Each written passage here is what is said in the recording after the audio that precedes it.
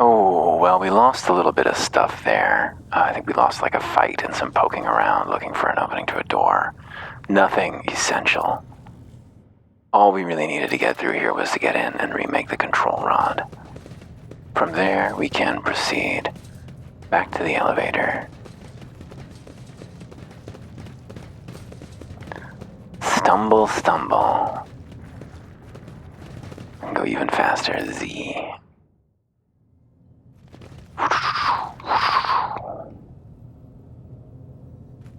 Now we should be able to access this elevator.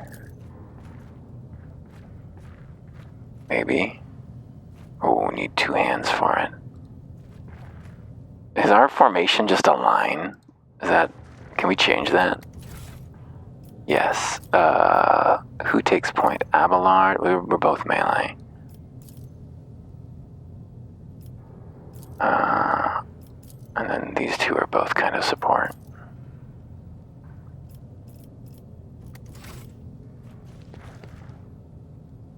We're so spread out there in front.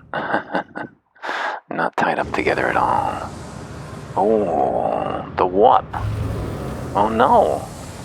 They're being repeatedly purpled. Swing. That guy's got quite the hat. Oh, it's bad up there. The pale figure with unnaturally long limbs covers her face with her hands, which are deformed with talon-like nails. Her deathly pale face is coated with blood that continually streams from her scarlet misted eyes. Her spiny gills, slightly hidden under her disheveled hair, twitch nervously at our approach. Only now do we notice the third eye on the young woman's forehead, hidden by a jeweled ornament, and when our eyes meet, we sense overwhelming, soul-smothering power. We are enveloped in despairing grief, and an invisible hand closes around our throat, cutting off our breath. Our limbs seem to fill with lead, our heart hammers in our chest, and we desire to turn and flee from this room, from this station. Almost gets the better of us. At the last moment, we master our emotions and our will pushes back against the illusion, forcing it to retreat. Adira emits something like a moan in a drawn-out whisper. Ow! It is as if my own little pals weren't bad enough. Now this one's barging into my head. Somebody stop her. Heresy. Argenta looks at the tall figure with a strange mixture of anger and sadness. She lowers her head and her white veil falls in her face, and her white hair veils her face. Lady Cassia, I am here to help you. Please calm yourself. She wearily shakes her head and lets out a drawn-out sound similar to both a sob and the howl of a small wounded animal. What is happening? Was someone calling my name? Are all the betrayers dead already? And you? Who are you? Vesper von Valancius, it is a pleasure to make your acquaintance. Unease settles over her features as she nods cautiously. Pardon my manners, Vesper. I did not expect to make such a gracious acquaintance in such a time of great sorrow for our house. What is this? I feel faint. The heavy-set old man Theobald Orsilio, who's been kneeling nearby, erupts into low sobs. His eyes, swollen from crying, dart desperately around the room, as though the veil of ignorance has just been ripped away from them. The child, Lady Cassia, where are you? Sacred child, throne preserve. Despite his venerable age, the navigator leaps up and rushes to the young woman's side. You, the old man shifts, revealing his face to us. It is threaded with jet-black veins, and his bulging, milky eyes bear a striking resemblance to those of dead flesh. A sickly sweet scent assaults our nostrils, as if the old man's flesh is rotting inside his decaying husk. My eyes fail me, but they are unable to make you out as either enemy or ally. I'm warning you, one wrong move will bring the wrath of House Orsilio down upon your head. Watch out, Lord Captain. This one's so deranged it's making the Whisper streak like crazy. He might just open that eye of his. Threatening the head of a dynasty is a grave offense, esteemed, whoever you are. Abelard places a hand on his weapon. At present, I'm trying to determine what is happening on Oirak 5. Persuasion test succeeded. I'll grant that you do not look like pirates who have come coveting the riches of a wrecked station, or like scoundrels in phallic service. So who are you? Vesper von Valancius, rogue trader. Abelard, introduce us. His lordship, rogue trader Vesper von Valancius, heir to the greatest protectorate in the Corona's expanse, and bearer of the sacred warrant of trade, extends his greetings. Another rogue trader in our corner of the galaxy. How interesting. Your kind always make an appearance in desperate times, ready to cut a deal that benefits one side alone. Given that you have not so far drawn your weapons, your intentions are probably peaceful, and so House Orsilio now asks a service of you. Save the life of the child in exchange for future cooperation. Do not hurry to answer. Think on it. You can make yourself an ally or an enemy of our house today. You decide. What is the curse that has taken hold of everyone in this room? Theobald frowns. Curse? You do not understand the sacred gift given to our child. When the child is sad, we all weep. When the child smiles, we laugh giddily. And if the child wants blood, the world turns crimson. The child's will is the will of the great Tisiphone, for she is the heir of House Orsilio. And they call me dangerous with my witchcraft, Adira mutters under her breath. You look frightening. The fish eyes look at us with unwavering dignity. You are not supposed to see me or Felix or the sacred child. Navigators are highly paid for their loyal service to the Imperium according to his will. No one would dare judge the guides of humanity, the chosen of the galactic sovereign himself. What service do you ask of me? Hope glimmers in the navigator's milky eyes. Save the sacred child. Take her away from this station. I fear I do not have long left. A bluish rivulet trickles down the old man's chin, and he wipes the mutated blood brusquely away with his sleeve. We glimpse strange burns covering his flesh under his clothing. The slightest movement must be causing him unbearable pain. Save the child and deliver her safely to Regent Aranto, acting on the head of House Orsilio in the Corona's expanse. Rest assured that the reward will be worth your effort. I know we came here for a navigator, but after everything we've seen, I've got some reservations about this girl. Argenta looks at Cassia, and a painful furrow appears on her brow. Such a fragile thing with such a heavy burden upon her shoulders. What was her voice like? Such a fragile thing with such a heavy burden upon her shoulders. You were talking as though you expect to die here. Theobald shrugs indifferently. My service to the house is coming to an end. The wounds Felix inflicted on my flesh will never heal. I am dying, praise the throne, slowly enough to see that the child is taken care of. You need help? There's a Medicaid deck on my ship. But he only shakes his head. No, I am the keeper of Oirak 5, and I will perish along with my station. On that note, I have other matters to attend to. I want to know what happened between you and Felix. Felix is my wayward student. He came to Oirak 5 as a callow youth. I personally mentored him and entrusted him with the care of the child. He was like a son to me. But he proved to be just another traitor. He sought to steal our most precious treasure, the heir of our house, our sacred child, to revel in power with others like him, casting our house into the abyss, to pervert the centuries-long traditions of our family. You can see the fruits of his villainy for yourself. He decided he was not bound by his duties to the legacy of our greatest of our novitors, Tisiphone Orsilio, who led our house to prosperity for countless years. Foolish boy, the renegades clouded his mind. They sought to seize control of the dynasty before the sacred child had come of age and taken up the Novitor's throne. How could you lose control of your own station? Do not thrust my errors in my face. I am twice your age and twice as wise. Take my advice. Trust no one but yourself and the Emperor. Even those closest to you will betray you for gold, power, or a far-fetched idea of a bright future. I believe I have made my decision. Is that so? Please share your thoughts. Cassia shall come with me. Good. That is good. The old man nervously licks his lips. But do allow us to say our proper farewells. Theobald coughs up more bluish blood. It stains the armor plate on his chest, but he remains standing. Wake up, my mistress, my sacred child. It is all over now. It is over. What? What happened? We feel the crimson eyes roving over our face. You. I remember you. Have you come to save us? Child, please, listen to me very carefully. One last time, the old man bends over in pain and wheezes hoarsely. You will now embark on a voyage with his lord to rejoin the house and its regent in the Corona's expanse. I will not be able to accompany you on this journey. Another trickle of blue blood runs down the old man's face, this time from nose to ear. No, not you too. Don't leave me alone in this violet-brown haze. You are coming with me. Your mistress is giving you an order. Do you hear me? A hot wave of despair that is not ours washes over us. Our palms sweat, and our heart freezes in panic. Mistress, I fear this will be your only order that I dare to disobey. I am the keeper of Oirak 5, and alas, I have less than a day left in me. Allow me to serve you one last time and honor my final duty to House Orsilio. I will remain on the station and destroy the secrets it holds. Oh, Theobald. The crimson tears stained the Lady Navigator's white skin once again, but this time her power does not make everyone weep along with her. I regret that we had to meet under such circumstances. What need have I for your regrets? I just want things to go back to the way they were before. Cassia looks sorrowfully at the destruction around her. What are you going to do to me? If you wish to leave the station, Lady Cassia, I, Vesper von Valancius, rogue trader of the Imperium of Man, offer you my protection and grant you shelter aboard my vessel. Theobald Orsilio nods slowly. Do not fear what is to come, child. You are ready to guide any vessel.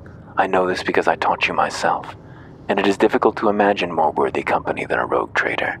But remember, your safety is of paramount importance. Get to the rogue great regent and fulfill your destiny. I beg your pardon, but what of my servants? Orac 5 is still full of people loyal to House Orsilio. All who can be saved will be given succor aboard my ship. The Lady Navigator ponders our words for a short while. As a Lady Navigator of House Orsilio, I accept your gracious offer of protection. Please take me to your vessel. I can no longer bear the pain of this place. Everybody leveled up, including our new watcher. Watcher with Pillars of Eternity. How do I level up like that? Veil of Blades. Okay, so I can take Acrobatic Artistry. Immediately returns to how they started their turns. Move does not provoke attacks of opportunity. Move and repeats all uses of this ability in reverse? Oh my goodness. I can do that over and over again? Oh, well that's pretty amazing. At the end of combat, attacks made by the Blade Dancer against enemies who've already attacked that ally game, plus 13 crit, plus 28% crit. The ability can be used multiple times per turn, but the bonuses do not stack. Veil of Blades. Faces a side of their choice and immediately ends their turn. Till the beginning, they can dodge area of attacks without moving, are immune to all types of force movement, capable 20% parry against attacks on that side, and can now parry attacks made against adjacent allies. One of the effects of Veil of Blades can even parry range attacks, except ranged area attacks made from that side. Chance to parry a range attack is calculated. Okay, the chance, I don't think we're into that. Blood Oath. Marks a single enemy, vowing to dispatch their mark. The Blade Dancer's next attack against a selected enemy cannot be dodged or parried. If it kills the target, you gain 13 wounds and an AP and an additional attack. Can be used multiple times per turn.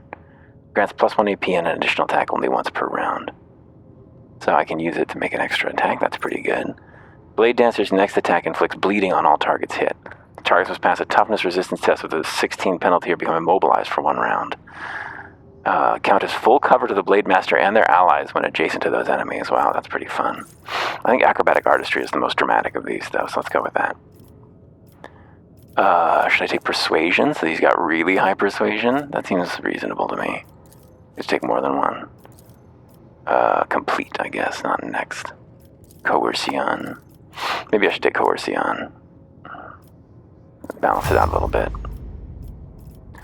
Abelard. Reckless Strike. Plus 20% armor pen and plus 8 damage that ignores 12% of parry. Attack the warrior in return, including creatures with ranged weapons. Every enemy who survives an attack with enhanced by this ability will attack the warrior in return. I don't like that. Marks a target getting plus 20% armor and plus 6 damage on melee attacks against the target. If the target attacks the warrior during this round, the warrior gains plus 1 AP. That's pretty good. Breakthrough. Slash ability, which costs 0 AP and has 1 charges for the current round. The ability and slash cannot be used in the same round as charge. Huh. I don't know what slash does. What does slash does? Dashes through the enemy to the cell on the enemy's opposite side and makes a melee attack with reduced damage. Okay, so it lets you go through instead of to. But it does less damage. I'm not actually charged, might do 50% damage as well. Warrior gathers all their might in Crushing Strike. Next melee attack pushes the enemy away. Equal to 3 cells. Cannot be used with a heavy rock saw. Okay. Taunting Scream. Drawing the attention of enemies. Endure. Already have that one. Let's just go with Sworn Enemy. That's straightforward. Good for big scary guys. Athletics is high. Carouse is already really high. Coercion we don't need. Demolition. Probably going to be somebody else. Argenta's already better at demolitions. I guess athletics is his high stats, so let's go with that. Balancing out your skills with multiple party members seems very challenging. Oh, why does she get so many choices, whereas the other people only got narrow choices? Maybe we're looking at recommended, not all, and she doesn't have recommended? Favorites. Oh, we can fave them, huh? That's interesting. How do we do that over here? Whenever the operator attacks an enemy that's at full wounds, it attacks this was 18% more damage to that enemy. Okay. Triggers an exponent on an enemy. The operative gains +1 damage +2 until the end of combat. Only applies to the first strike, yeah. Exposed weakness also reduces enemies' toughness and willpower for a round. Operative attacks the target and exploits stacks from distance once further. The attack deals 14% damage. Combat insight. Operative's perception bonus is 10 or higher, then +10 AP. And +1 AP and ignore enemies' deflection. Well, is our perception bonus 10 or higher? I don't think it is. I think that's very high. We'll go with this. That's fine. She's getting different bonuses. That's weird. She's not getting skills. Is she at a different level than everyone else? I want to increase her willpower, of course. That's what she's good at. Don't really care about all this other stuff. She's a psychic. Argenta. Yes, up your ballistic skill. Wow, your ballistic skill is low, ma'am. Oh, yeah. Look at that. So it is just the soldier. Yeah, she just has different things available to her. That's strange. Soldier uses something about to open fire. Soldier and the allies will automatically dodge the soldier's next attack, so it's good for explosives or whatever, dropping them on top of us. Soldier immediately dashes the selected direction, spending all their movement points. Does not provoke attacks of opportunity. Allows soldier to dash through allies and enemies, but not obstacles. Concentrated fire. Next range area attack made by the soldiers will 100% damage is a 20% dodge reduction. Entrench. Immediately spends all their AP and MP and gains 30% bonus to cover efficiency. Next time they use running gun, they gain back all spent AP and MP plus 1 additional AP. It also resets the cooldown of their soldiers' abilities except for running gun. Rapid fire. You can use it at the end of a turn, though. Yeah. This next range burst attack will have its base rate of fire doubled but deal 25% less damage. All shots will follow random trajectories. That doesn't sound that great to me. Or we did take the improved reload on her, right? Maybe it is great. Maybe it's amazing. Oh, and now our most powerful character, the Navigator. She's very scary. I think that she's also a willpower character for the most part, although maybe her fellowship applies as well. Oh, so many things to learn. Each enemy damage with the Navigator is 10% additional damage from any source of warp damage. No. Each turn, every even turn, additional action point. Each odd turn gets plus 20 perception. Eye of Oblivion. Dodge and hit reduced by 5 if they're in line of sight of the Navigator. That's pretty good.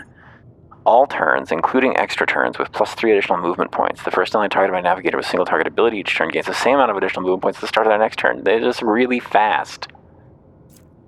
Mastery of time. Whenever an ally in combat gains an extra turn, the Navigator gains stacking plus 5 bonuses to willpower until the end of combat, up to 5 times.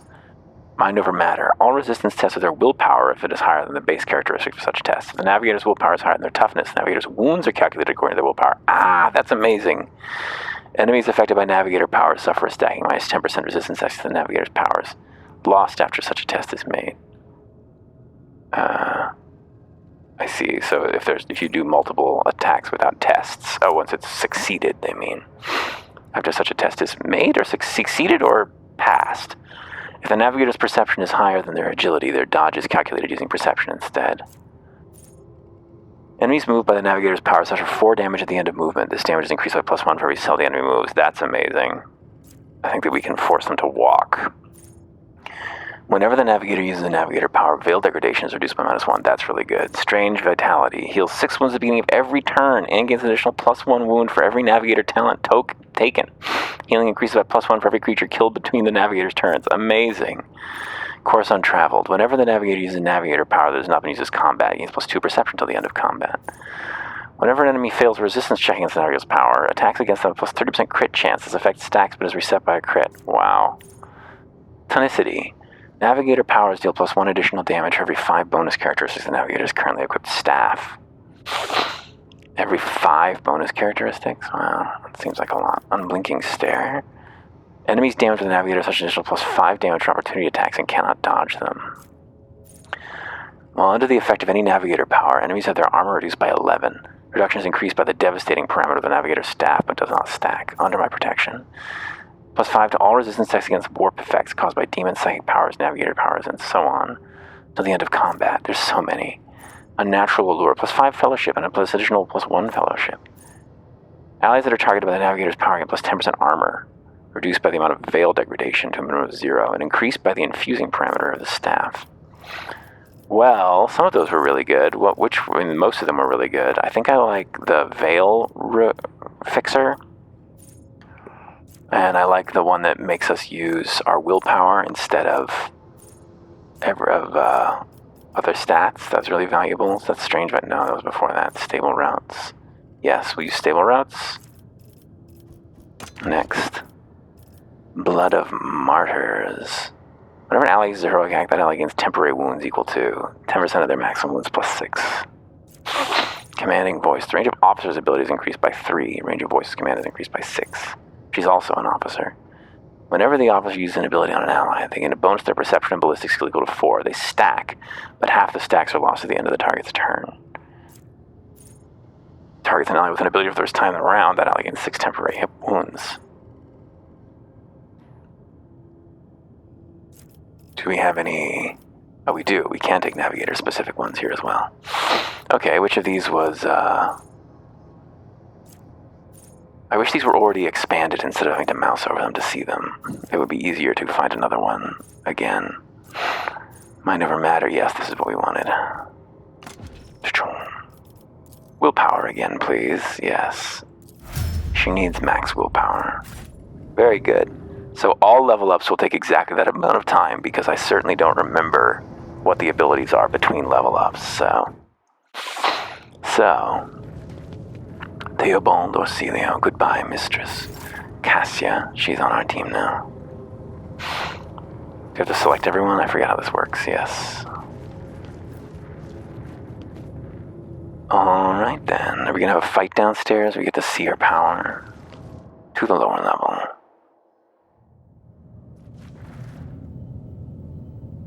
I got a new mod that I made called Overhead Status Tamer. So I'm not using that actually, but yeah, prioritize injury and trauma debuffs over characters' heads. That should make things a little tidier when looking at people's overhead debuffs. We can just disable them if we prefer. The Void Ship.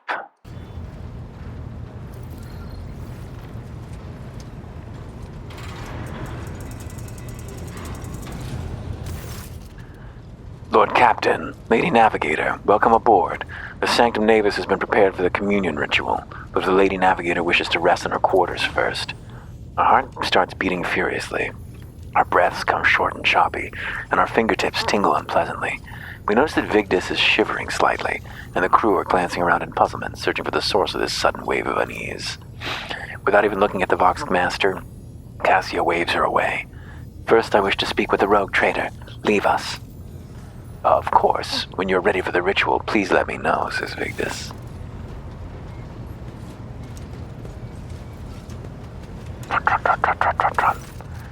Cassia sweeps her pensive gaze over Vigdis, then, lowering her lashes slightly, turns to us. What did you wish to speak about? After a few seconds' hesitation, Cassia lets out a small exhale and then raises her pointed chin. I have not yet thanked you for saving me on the station. My thoughts were clouded with so much mournful ash when Theobald's heart stopped, but you acted honorably and did not exploit me in my wretched position, and for that I am immeasurably grateful. I am also deeply grateful that you saved my servants, especially my valet. Uva served on the station for more than 5 years, much longer than any preceded him. He knows how to properly attend to me during journeys through the Immaterium, and what to serve me for breakfast. His presence envelops me in a cloak of amber. But now, Cassia throws back her shoulders, I am ready to go to the Sanctum Navis, and perform the sacred rite. I require brushes, canvas, and the best paints you have on board, but no red. Why do you refuse red paint? Cassia gestures toward the servant standing beside her. Uva will give of his blood before the ritual, as always. Tell me more about what this ritual entails. I doubt the uninitiated could understand the mysteries of navigation, but I shall try to explain the essence of it. I must merge my mind and will with the machine spirit of this ship, so that I become one with the vessel. Cassia lifts a lock of hair from the back of her neck, revealing gilded implant ports. After that, I use the House Orcelia ritual, which I am loath to reveal to you, to free my mind of all errant thoughts. And then it is time to open my third eye and peer into the depths of the warp itself. Among the nightmarish visions, mirages, and creatures of the abyss, only the light of the Emperor is the truth that will lead me from star to star, from system to system. Oh, the light, the guiding thread so fine it can slip from one's grasp at any moment. Cassia unfurls her hand as though dropping something. But you have nothing to worry about. The navigators of House Orcelio never lose their course. Why are you asking for these items? I shall ensure all the necessary supplies are delivered to the Sanctum Navis. She nods in thanks. I shall take my leave of you for the duration of the rite. I ask that you do not follow me. Few can survive the gaze of my warp eye when it is opened. She's gonna warp zap lots of folks. For us. For us. Walk, walk, walk, walk, walk. Slow, slow, slow. Lord Captain, I will oversee the open channel between the Lady Navigator and the bridge, and may the Emperor's light help us all. The Voxcaster in the Sanctum Navis picks up the susurration of clothes, pious chanting, and the metallic clicking of implants. Then the serene voice of the Lady Navigator breaks the silence. Initiating communion ritual. Come here, Uva. The exultant ring of metal freed from its scabbard, the low sob of the servant, the rhythmic drip of liquid on canvas, the faint whisper of the brush. Go. Footsteps hurrying away. I see violet vortices lashing an ocean with a million flails, and umber shadows spinning over the surface in a fiery dance, a storm rising above foaming waters, armadas drowning in fog. The path from one edge to another cannot be seen. And here, beyond the wall of glass, a daughter forsaken by her father yearns for her brother, and the sun's pale disk goes in tireless pursuit of her? No, of me.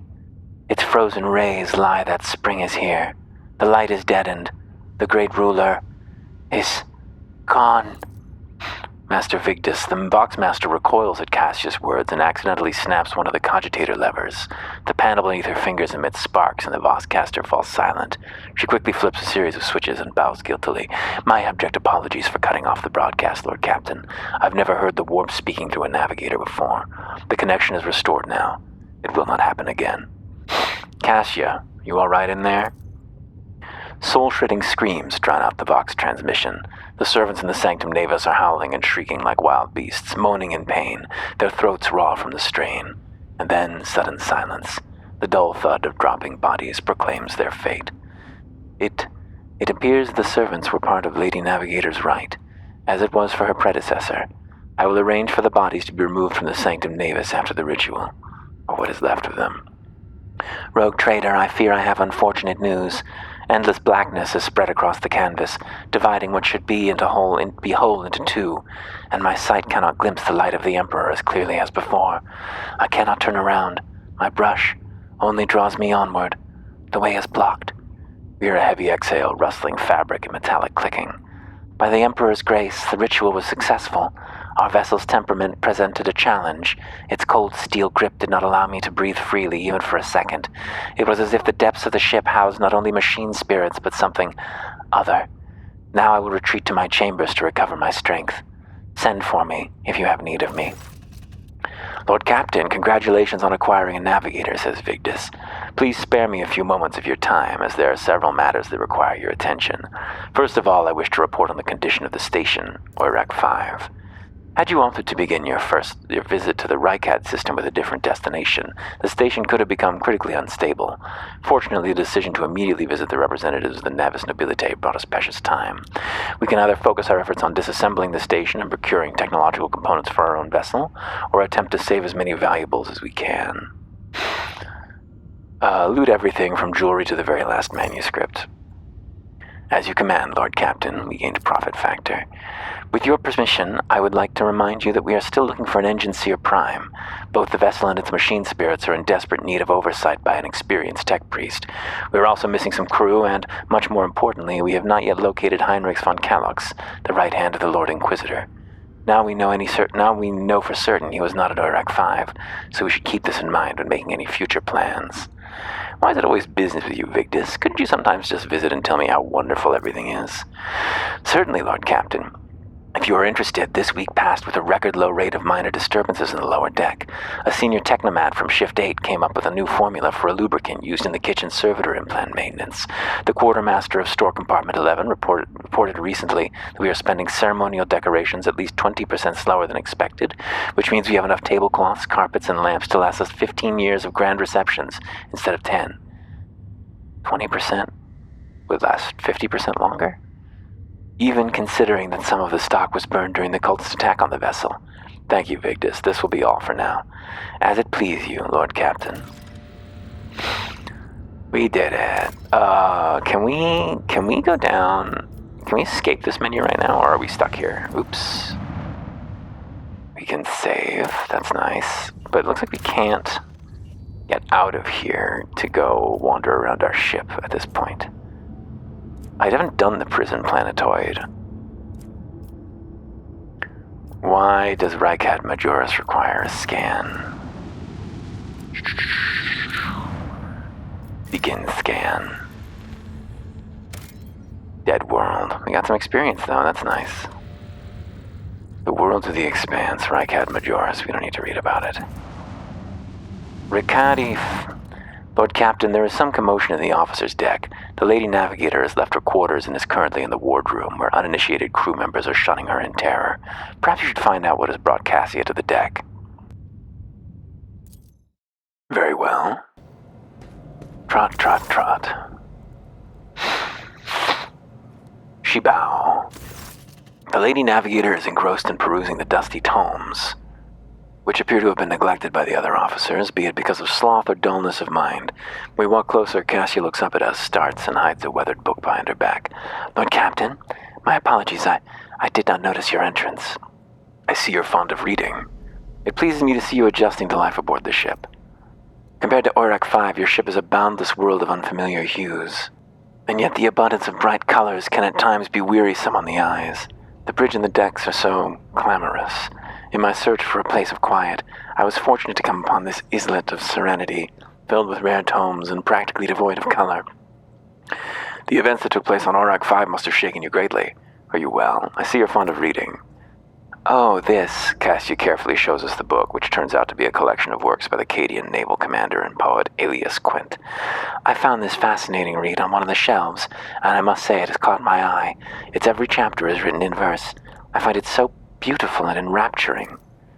Oirak 5 had a vast archive of its own, of course, although most of the works within had to do with scholarly disciplines of some sort or another. Only in my sparse moments of respite was I allowed to escape into the pages of more embellished works.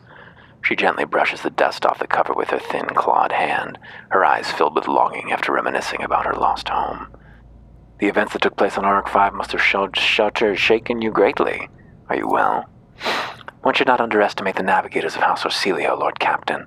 Like a shawl of pale smoke, a faint malaise hangs upon my shoulders. But it will not be the slightest hindrance in my duty to humanity, and my duty to you. Cassia's response is reserved and pointedly decorous, clearly intended to create a distance between us. Your only attendant is your valet from Oirak 5. Do my servants not measure up to your standards? No, it is not that at all, Lord Captain. She nods genially to her taciturn servant. It is just that Uva is quite capable of carrying out his duties by himself. He is well accustomed to my whims and preferences. She cringes ever so slightly, adjusts the adornment on her forehead, then awkwardly trides her clawed fingers in the folds of her clothes. The unnatural appearance of navigators often becomes the topic of gossip among lowly servants and officers alike. It is unsurprising, then, that Cassia prefers the company of one who is used to how she looks. I hope that you've had ample time to calm yourself and your powers. There are people on this ship who are far more impulsive and dangerous to others, and far less devoted to the God Emperor than a herald of the Navis Nobilitae. Cassia tosses her head back and straightens. But I did not need your words to see the shades of umber unease that whirl around your subjects whenever I am near. Were I not acquainted with such a reaction, I could have found their behavior and your question just now insulting. After an awkward silence, Cassia frowns and purses her lips. Lord Captain, would you kindly explain to me why you are pestering me with these questions, inquiring about my mood and my needs, showing an interest in the books I'm enjoying? You're behaving as if you possessed a shred of fellow feeling for one such as I. Frightened by her own words, Cassia covers her mouth, pales, blushes, then pales again, and hides her face behind the cascade of her snow-white hair. Beg your pardon, Lord Captain. This is no way for a navigator to conduct herself. You have nothing to apologize for. Human emotions are natural, be they good or bad, and it is just as natural to share them with others. The primness of her expression cracks, revealing a great weariness beneath. Please forgive me, Vesper. I cannot even understand myself right now. Your words and attention have reminded me of life on the station, of Theobald and Felix. I do not understand.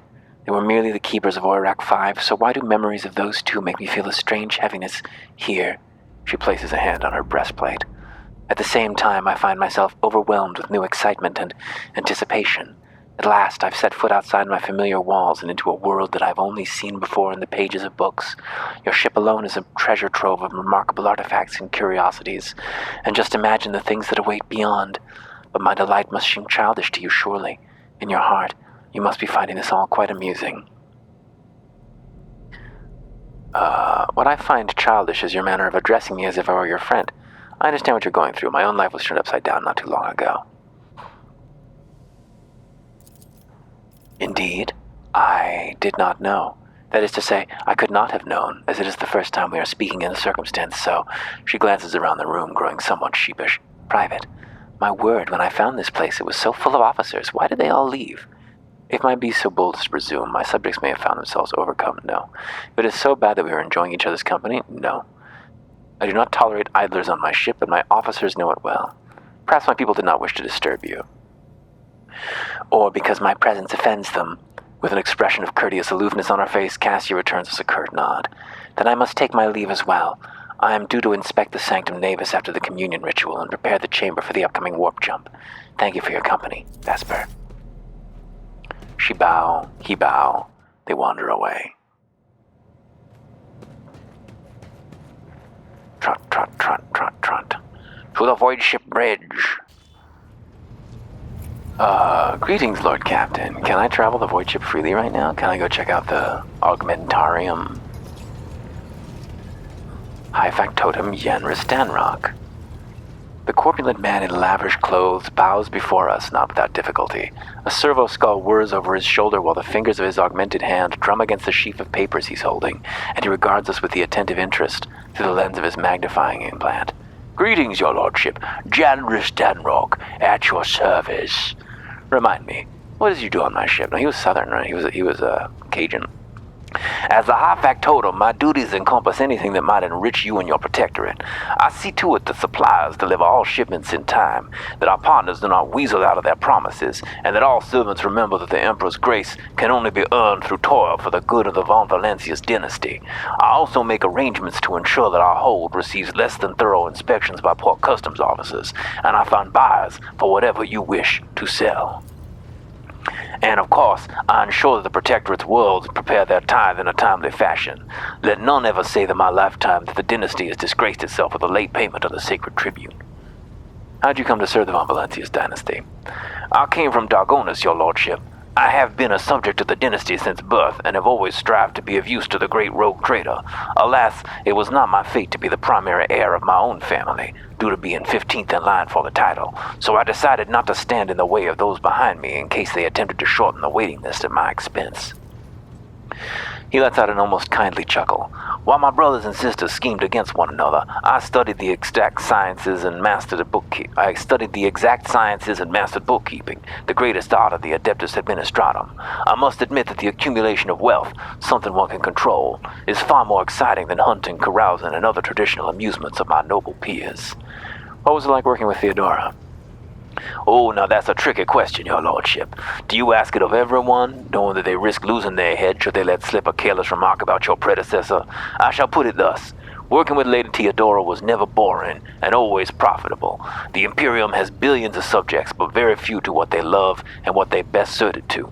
I would say Lady Theodora was one of the fortunate ones. She was a model rogue trader, and she surrounded herself with those who excelled at and loved their work. Hers was a rare talent indeed. I wish to know what you think of your fellow crew members. Keeping tabs on your subordinates, a wise move. Tell me who interests you and I'll endeavor to be as honest as possible. His eyes light up. He's obviously eager to speak his mind. Tell me what you think of Seneschal Abelard Versarion. Lady Theodora managed to do what even the Imperial Navy could not, teach Master Versarion to carry out orders that he fundamentally disagrees with. I do not know what methods she used, but the result is impressive. Having said that, there is something else you should know, Lord Captain. Your Seneschal is capable of being something far greater than a mere conduit for your will. He possessed the cunning and experience to run the Protectorate passably whenever Lady Theodora was away, and that really is saying something. Keep an eye on that old officer, I say, or alternatively, turn him into a faithful ally. I'd like to hear your opinion of Conrad Voigtveer, the former master of whispers. I hope I never see him set foot aboard this vessel again, not even as a servitor, although he would be able to do at least some good that way. Someone has to clean the latrines after all. The factotum's bloated face grows stern. He gave us all quite a fright that ill-fated day, Lord Captain. And still, to speak candidly, I never enjoyed Master Voigtveer's company, but I believed him to be a man who knew how to do his job. Regretfully, I was mistaken. It turns out Conrad lacked the most important quality for a master of whispers, unwavering loyalty to the rogue trader, and his failing came to light in the most deplorable manner. What do you have to say about Vox Master Vigdis Tolleman? Ah yes, the Voidborn. You know, in my family we used such creatures as quarry whenever we went hunting. Mutants are the bane of humanity, an unseen tumor that threatens to end us all. But I digress. In the brief time Tolleman has spent in post as Vox Master, I have not noticed any significant flaws in her character or anything that would make me question her professional qualities. Needless to say, she is very diligent, as is any Voidborn seeking to earn their master's affection. I believe you can trust in her skills and loyalty. Something else. I'd like to know more about the people who buy our plunder. Of course, Captain. What interests you exactly? We must often deal with the followers of St. Drusus, the Explorators, the Casbalica Mission, or Emperor forgive us, the Fellowship of the Void. What do the followers of St. Drusus acquire from us? The Drusians still hope to bring the Coronis expanse into the warm embrace of the faith, just as their flock hopes to receive the aid of the Drusian missionaries. Each crate of food, shipment of clothes, a box of medicine marked with your seal is a sign the rogue trader himself believes in the sect's future success. Reverend Hieronymus is the first among the Drusians, and is most often seen in Footfall's grand atrium, a gloomy fellow, but some almost believe him to be a saint. Tell me more about the Explorators. Members of the Explorator Cognizance Fleet, which has been roaming the Coronis Expanse for a goodly while now. Omnissiah knows what they are hoping to find, but the acolytes regularly show up on inhabited worlds, seeking bits of sacred knowledge, tracking down mechanical relics, and sniffing out Xeno artifacts, if truth be told. Supposedly, they want to save the ignorant rabble from corruption. A tech priest named Opticon 22 does business with us on the fleet's behalf. He can be found at the docks on Footfall. I'm interested in the Casbalica Mission. Masters of the cold trade, immoral criminals, and notorious crooks to the last man. The mission is but one branch of this mafia gang that has taken root in the Calixis sector. You can do business with them as long as you take the necessary precautions. They are led by Vladiam Tokara, who recently appointed himself Liege of Footfall. Of course, he is a trusted ally of the rogue trader Winterscale, but he will not refuse you, another of the Emperor's anointed. If you wish to talk to Vladiam, look for him in the Liege's palace on Footfall. What is this Fellowship of the Void? Generis emits a laugh-like gurgle. A pompous name, is it not? In truth, there's a gang of pirates who are forever squabbling over loot and territory. However, some of their little flotillas need supplies or can take awkward cargo off our hands without asking questions. Of course, there's always a risk that these scoundrels will change their minds and attempt to board us instead. But so far, macro cannons have managed to keep them in line. They say Riza Calvaria speaks on the Fellowship's behalf. The Adeptus Amesecus on Footfall is rumored to be her favorite haunt. Why are we giving away our spoils to these people in the first place? To profit from them, of course. Most of the things you'll find during expeditions are complete junk to one such as yourself, but the less fortunate and affluent servants of the Emperor think them treasures, especially when they are bestowed by the great rogue trader himself. Drusian fanatics and pirate cutthroats, Casbalica leaders and explorators, none will refuse our help in these dark and trying times. There may come a time when we shall be the ones requiring aid, and it will be beneficial to have allies willing to provide it. I suggest we change the subject. I'd like to order the shipping and transportation of some goods. Oh, so difficult. This system is a huge pain in the ass. Oh, we've only met one merchant. Okay, so we only know Thunderfang. So, they like heretic trophies and Xeno artifacts. Okay, we can trade those in. Trade. How about Xeno artifacts? Do we have any of those? Doesn't look like we do. Can we sort by interest? Specifications in descending order? Does that mean Heretic Trophies, Xeno artifacts? There's Xeno artifacts again. Where's Heretic Trophies? We don't have any of those yet. Oh, they're way down here. We got less than a full bundle of them. Alright, well that didn't do us any good. Oops. Oh, wait a minute. I took that out of cargo and I put it in. I see. We should always add to the cargo zone. Always add to the cargo zone. Ripper auto pistol. All these things that we're getting lots of, we should always add to the cargo zone. Oh, Ratobi pattern last pistol, though. Last gun, is that better than what we've got? No, she's got that fancy. Argenta has that fancy one. Fancy goon. Deadshot stub revolver. Alright, we don't want to turn any of this in right now, though. I don't think. Cargo list. Haven't met the merchants for anyone else, so we can't do any more trading. Throw a save, but talk to High Factotum again. We could hire a mercenary here. I don't want to do that, though. I guess we could, because we have universal commenting on. My retinue and I are in need of training. I will show you to our sparring chambers at once. Cost of future progress resets will be increased. Oh, interesting. So you can respec, but it looks like it costs profit factor. That's expensive. Profit factor is forever. Oops. Was that a load? No, it was not. Okay, I pressed the wrong button to save. Alright, very nice. Let's see.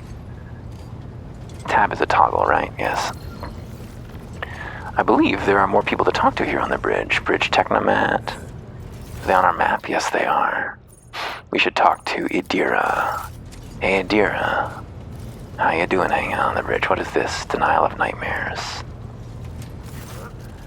A tall, middle-aged woman stares straight ahead, her eyes vacant as she rubs the implant at her temple. Her collar is undone and one of the clasps is on the verge of falling off. Sensing our presence, Idira turns her head toward us and offers us a crooked smile, even as her eyes look right through us. Where do you come from? Leira, an outlying world in the Heathen Stars region. In the Coronis expanse, the deeper you go, the less visible the Astronomicon gets and the less people know about the Imperium. The arrival of a rogue trader is the best thing that can happen to a world like that. The very best. Tell me about Leira. It's an out-of-the-way planetoid between two faint stars.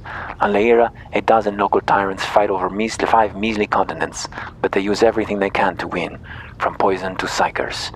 Idira begins wringing her shaking hands. I haven't been there in many years, but there's nothing for me to miss. Trust me. But here on the ship is a different story altogether. I saw more wonders in my first year serving Lady von Valencius than I'd seen my whole life on Leira. Like my first journey through the warp. I was in bed for 3 days. I felt like supernovas were exploding in my head. I only found out later I'd gotten off easy. Just through the bulkhead in the bay next to mine, a whole team turned into... Idira breaks off. Look at me rambling on, Captain. Pay me no attention. You never finished your story about your first time crossing the warp. She rubs her nose. It wasn't like it was a very fun trip, Lord Captain. But look, if you want to be entertained, I'm the woman for the job. I'll entertain you with one of the stories from my collection, no problem. But if you want to hear about the time I melted everyone in the bay next door, well, I don't really want to go into the details on that one, all right? What did you do before you came to be on the ship? I embroidered wall hangings in honor of our national heroes. Ha! Idira cackles. I did the same thing I do here, Lord Captain. Divining. Our rulers prized the ability to see into the future. Every psyker that could be found was worth a small fortune on Leira. There's no such thing as a peaceful life on Leira. People like me were especially sought after. They'd pick psychers up wherever they found them, buy kids off their parents, even just abduct them. Take me, for instance. I got taken back from my street gang. The older kids sold me when they noticed there was something off about me. The ruling dynasties had schools where they trained us and beat us black and blue. And then they packed us off to serve. Some of us held on for a long time, but others didn't last. Not everyone's as smart and talented as me, you know. Some people crossed the line and were out of commission before their time. Idira looks at us expectantly. Then, as though clarifying, she uses her hand to indicate a head exploding and laughs. How'd you end up in the rogue trader's service? Theodora von Valencias paid a visit to the ruler I was serving at the time. I don't know what the visit was for, and it's no business of mine anyway. She squints as though she's peering at something far away. I can still remember the way the voices in my head changed when I looked at her. They were practically screaming. She had so much behind her, and plenty ahead of her too. And as I gawped at her, all of a sudden I heard a whisper. A hint, a suggestion, nothing more, but I know the difference between idle chatter and a real threat. I seized my chance and approached Theodora. I managed to whisper a couple of words in her ear before the wardens dragged me away. They beat me and knocked me up.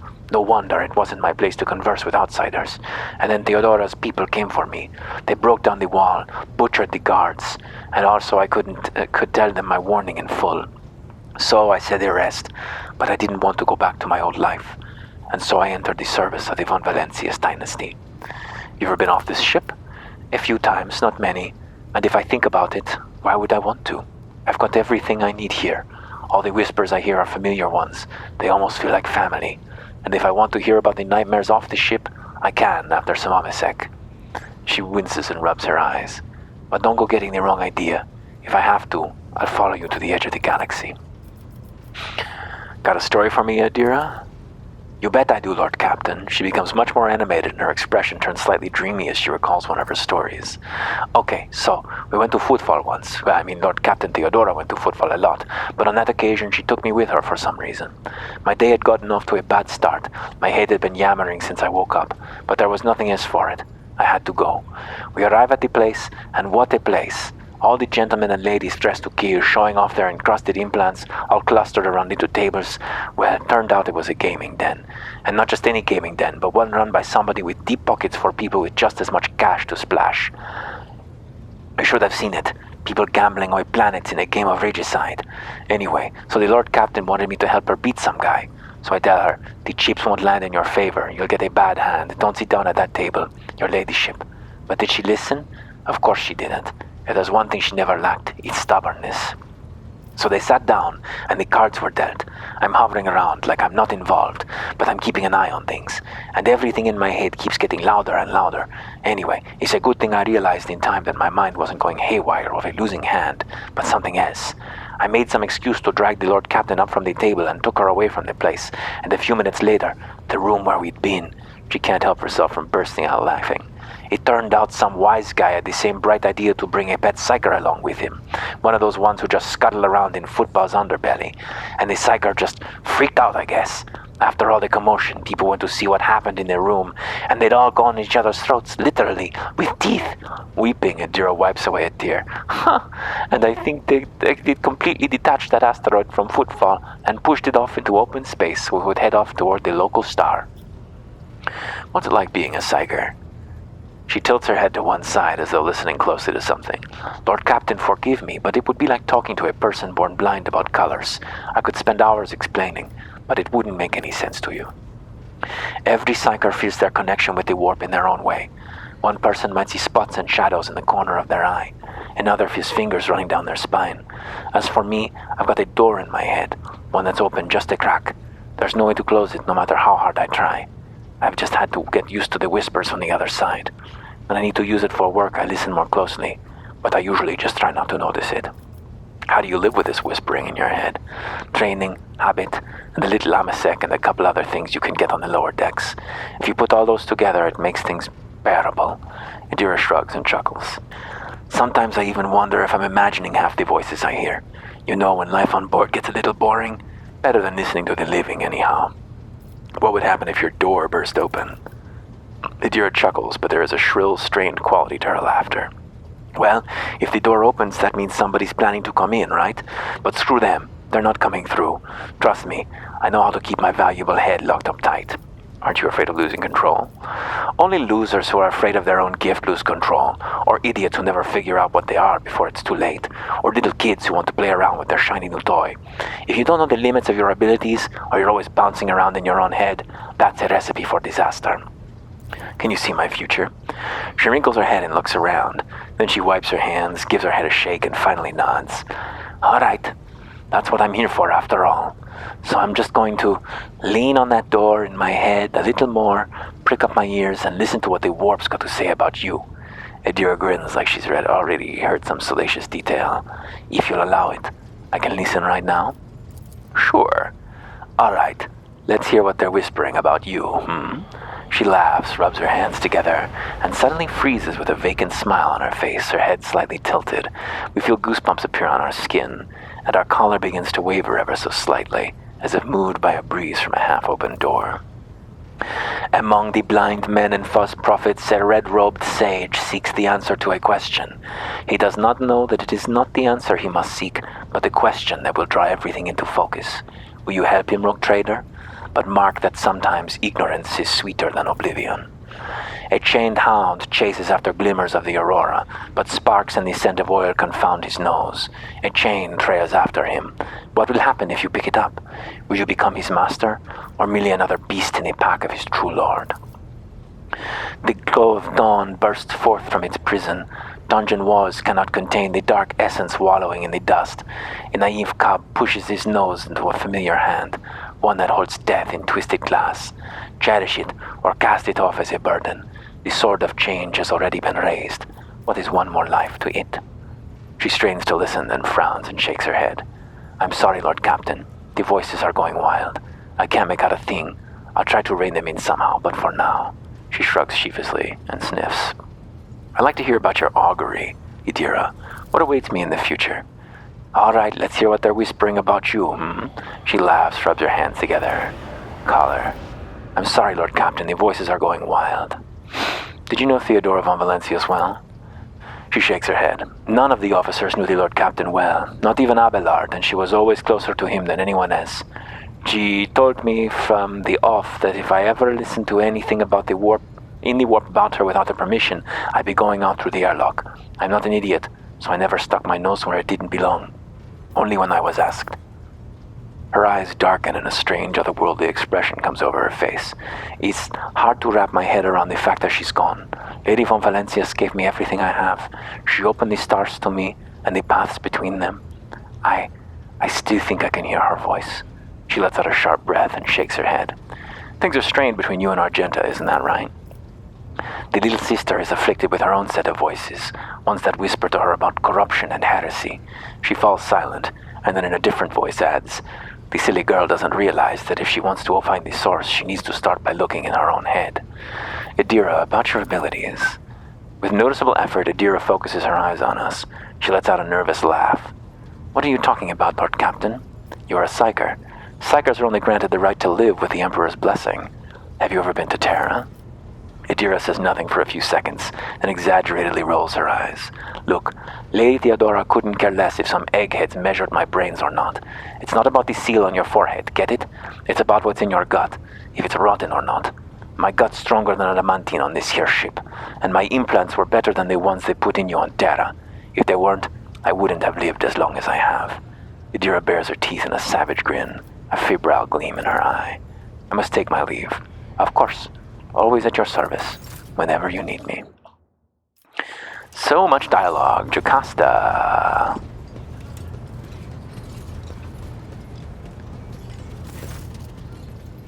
Jocasta Sourback is the very picture of discipline. Her uniform is exquisitely pressed, her armor is polished, and her posture is imposing and rigid. The only flaw in her immaculate appearance is the heavy enforcer's maul, which is worn and battered from frequent use. She salutes us with a practiced motion.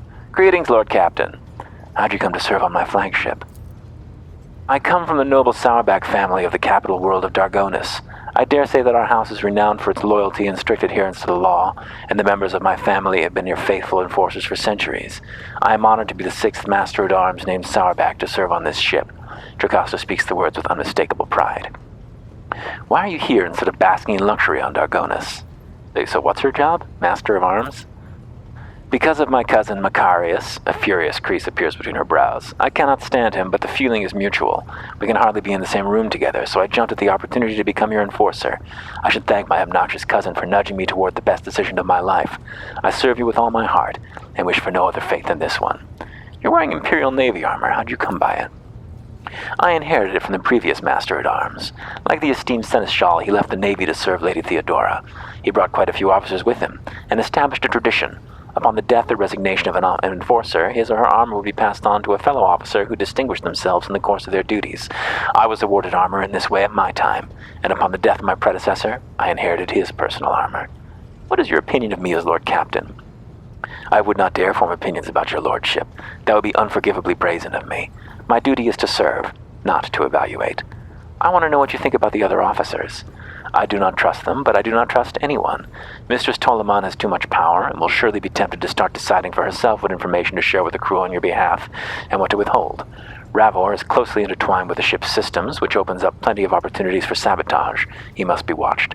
As for Danrock, forgive me, but a man of his size and habits cannot help but steal. What can you tell me about Abelard? The Seneschal is a model of competence and fidelity, and all the officers and enforcers look up to him with gratitude.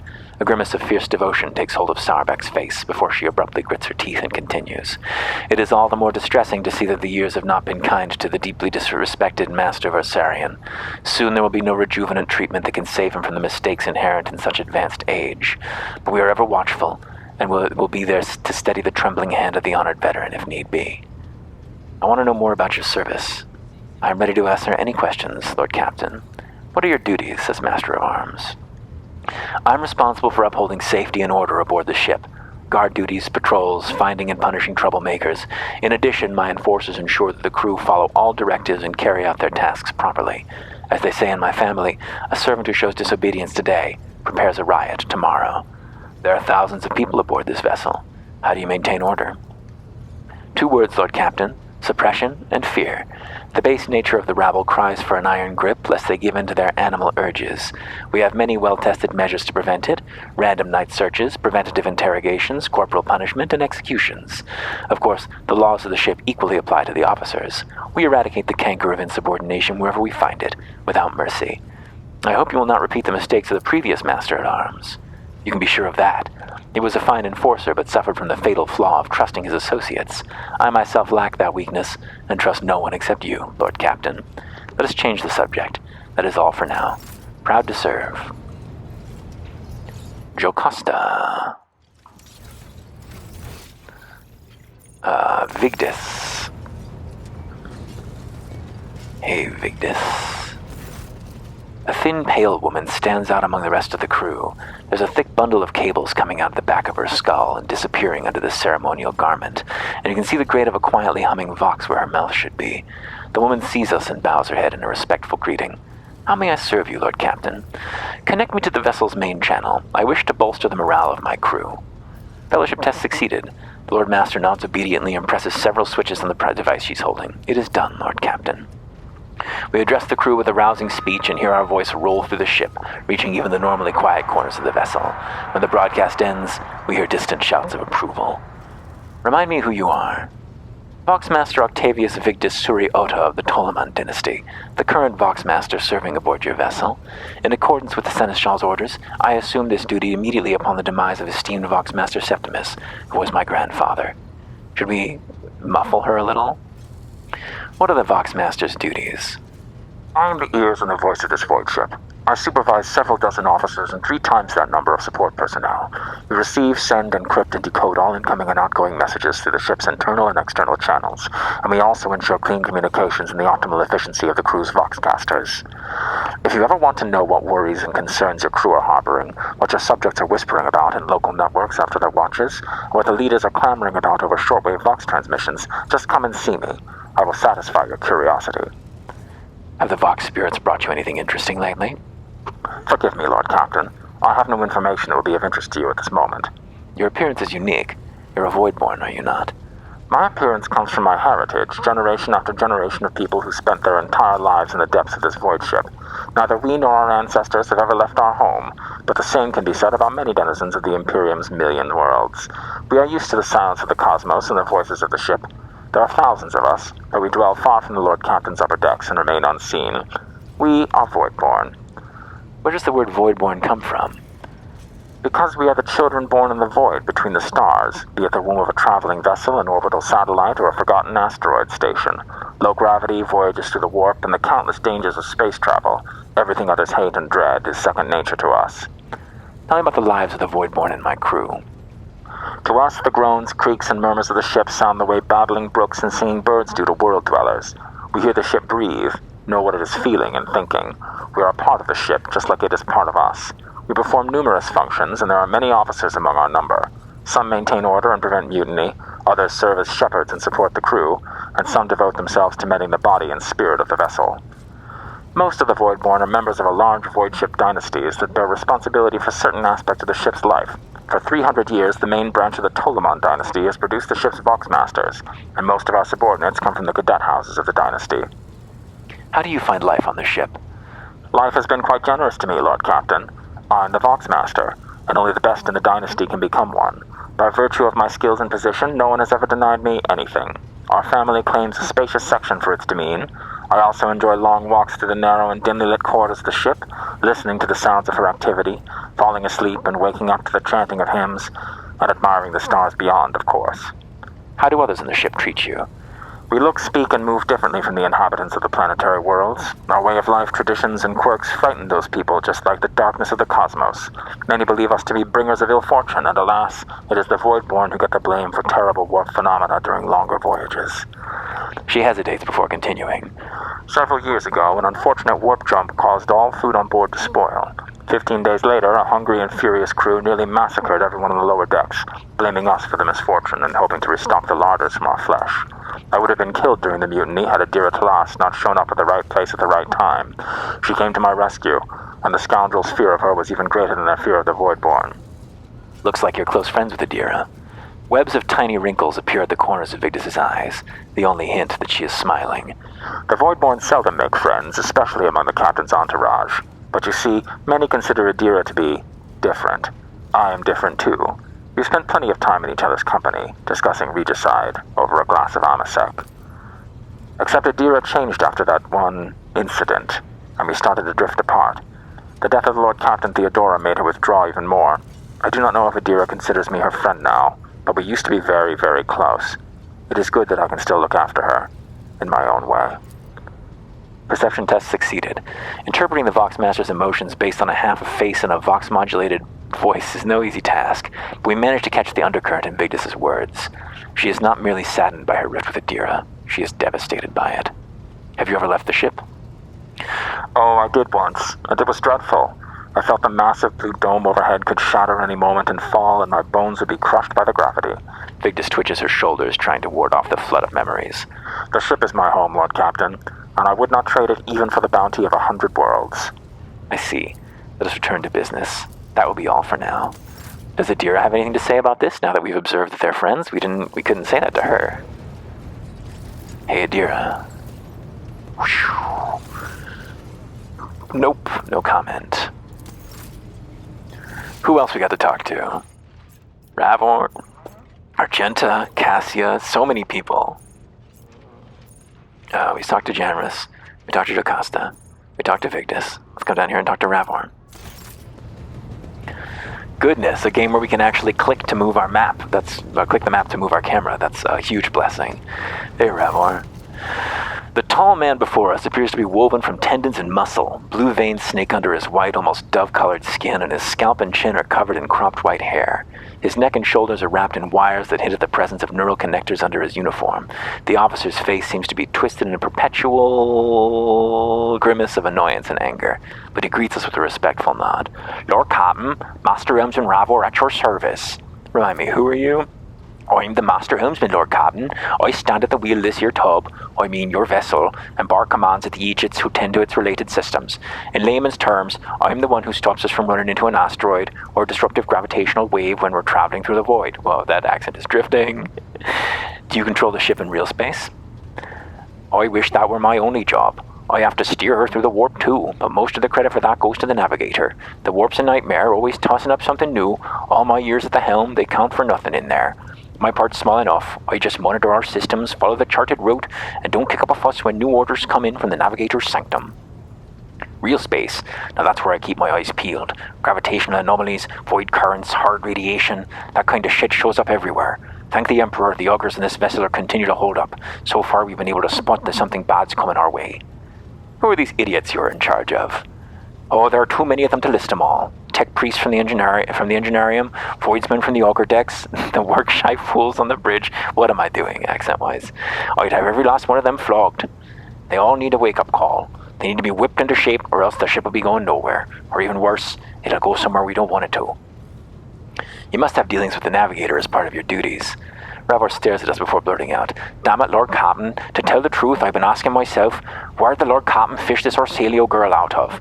Now, it's not like I've met many navigators, but this one, I don't feel safe with that little princess pulling our void ships through the warp. She's done a decent job so far, though, so I guess she's managing. We haven't done it so far." "You're a Voidborn, are you not?" "That I am. Born into a helmsman clan in the bowels of a Chartist vessel, studied the family trade till I was 15, then my entire clan was butchered in a mutiny by Lowerhold scum. They spared the young'uns, of course they did, kids with implanted connectors make great navigational servitors, but I was having none of it. They weren't going to make a servitor out of me, so I escaped into the crawlways. Then I spent months picking them off, one after another." Ravor stops abruptly. "You got me talking up a storm. Anyway, yes, I'm a Voidborn. Finish your story, Ravor." He stays silent for a few seconds. "Not much to tell.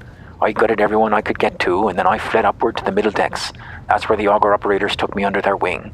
They've apprentice helmsmen of their own up there, you see. Nobody asked me any questions, so I stayed. I grew up, trained, got smarter, then ended up a junior helmsman. A dozen years later, Danrock spotted me and lured me away, the cheeky blighter. I can see you're not a gregarious sort." Ravor's eye twitches, which makes the grimace on his face even uglier. Have I done something to displease the Lord Captain?" "On the contrary, you're the first person on the bridge who's not tripping over themselves to lick my boots." The helmsman's perpetually twisted mouth twitches as if he's trying to smile. He looks sinister rather than friendly. "Oh yeah? Well, I'm pleasantly surprised myself that you haven't had me flogged for insubordination, but wonders never cease." Ravor points at the cables around himself. "Connecting wires. Once they go into the control panel, I become one with the ship. Except the bloody cogs messed up the wire's stimulus injectors and connectors when they implanted them. They twisted the wires the wrong way or burned something into my noggin. Anyway, I can't sleep. Just can't done napping anymore. It's been 30 years of non-stop stimulants and a splitting headache. So you'll forgive me if I'm not all smiles, Lord Captain." "Tell me about the Voidborn." Ravor winces and rubs his temple. "Lord Captain, I mean no disrespect, but you do better to find someone with a knack for conversation like Tolaman, the new Voxmaster. I ain't the tucking type. I just get the ship where she needs to go. Best let folks stick to what they do best." "What can you tell me about the other officers?" "Good-for-nothing wasters, that's what they are. Each and every one. Take Janus Danrock, that highborn weasel. He fawns over the officers, but some of the deals he makes would get him burned alive. He drags other people into his schemes so they can take the fall for him too. One of my junior helmsmen was ferrying goods from Footfall for him, got caught by the Seneschal and ended up on the Void Hatch. Danrock couldn't care less. The Voxmaster, another Tulaman like the last one, Void rest him, is no better. She cut off half the Vox channels the day she took up her post, said the Vox systems were damaged and the Engineerium had no contact with the other modules. But how am I supposed to steer the ship? Collect the Cogs reports and the power of my mind? First Officer Rosarian, I can't stand him. Like every Navy officer I ever met, he doesn't know a thing about controlling a vessel in the void, but he puffs himself up all the same and throws his weight around. Me and him have to have words a few times before he left me alone. Thank the Emperor Lady Theodora trusted me more than the Seneschal when it came to him in a void ship. Then there's that woman, what's her name? Talas. Lady Theodora brought her along whenever she went, and look what happened to her. I wouldn't be surprised if it turns out that witch delivered her to an early grave, just like countless souls before. I don't see why anyone would want that walking calamity on their ship, but some would disagree. They say she's friends with the young Tulaman, you know, or at least she used to be. Tell me, do you like anyone at all? He looks perplexed. What kind of a question is that? I like you, and Lady Theodora before you. Where would I be if I was just making cracks about the rogue trader? Ha, I don't want to die just yet. I'll take my leave, Lord Captain. He acknowledges with a nod and turns away.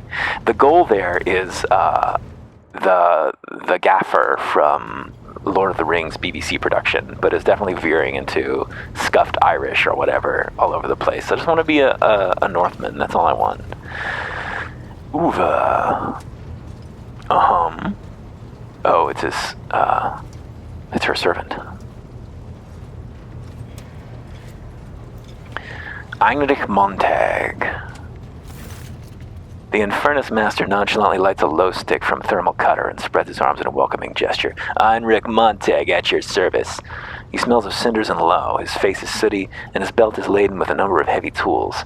We would have taken him for a laborer if it weren't for the greasy and ragged officer's uniform. Remind me who you are. I'm just a humble laborer in charge of putting out fires and dealing with emergencies, but everyone calls me the Infernus Master. I guess this is because I answer for them with my life. With your life, you say? That's right.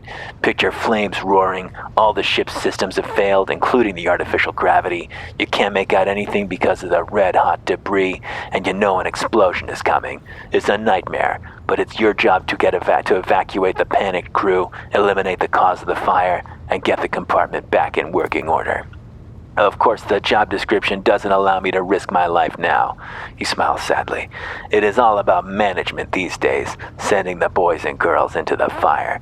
But it's all nonsense, and if the going gets tough, I won't leave them here alone. What kind of emergencies does the Infernus Guild deal with? Oh, there are many. Accidents due to external factors, for example. Hits from enemy guns or collisions with hollow objects like the wreckages from other ships. There are plenty of internal causes as well, from system malfunctions and short circuits to problematic cargo. A couple years ago, something blew up in the hold, nearly burned it to a crisp. And then there's sabotage. That Voivir snake did a lot of damage to the ship. A laborer? Then why are you lounging on the bridge? The simple answer is because nothing is on fire. As head of the Infernus Guild, I'm mired in the officers' routine reports and discussions. There are several compartment upgrades and refurbishments on the agenda right now, and I have to make sure that fire safety protocols are followed everywhere. Rest assured, I'll scurry back to the technical base to do manual labor as soon as all the paperwork is done. I have other questions. Ready to answer them all. Aren't you being a little too relaxed in front of your Lord Captain? Perhaps because I live under the constant threat of an agonizing death by fire, I have repressed, self-preservation instinct. Or maybe I just relish every minute I get to breathe low smoke instead of cinders. I humbly apologize for my manners, Lord Captain. He continues to smile without a shred of embarrassment. That is fine. I enjoy having informal conversations. Take the lowstick from Heinrich and draw a puff. You are an interesting person, Heinrich. Chuckling, the Infernus Master takes out a new glow stick and lights it. Not half as interesting as you are, Lord Captain. How'd you come to be in the service of the Von Valancius dynasty? Not in the usual way. My ancestors wronged yours and were appointed Inferni as a result. Hard labor, deadly risks, plenty of opportunities to atone. Those criminals have been dead for generations, but we are still serving their time. Maybe we will find redemption one day. I hear you too have had to deal with injustice and bad-mouthing in your time. I hope people will stop judging you for your past mistakes in less than a couple of centuries. He gives us a sympathetic smile. Tell me more about the Infernus Guild. What interests you the most? Our duty, our state-of-the-art equipment, or our vibrant traditions? How's the guild organized?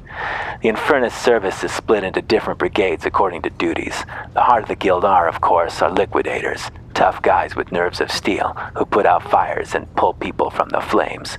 Others are repairmen, dealing with problems like jammed doors, fuel leaks, or broken vents. And then there's the walking inspectors, who check the decks to make sure that nothing is blocking any passages or access to communication lines. State-of-the-art equipment, that sounds interesting. He smiles guiltily. That was a bit of a stretch, I'm sorry. There is no state-of-the-art equipment. The risks of ruining it in a fire are too great.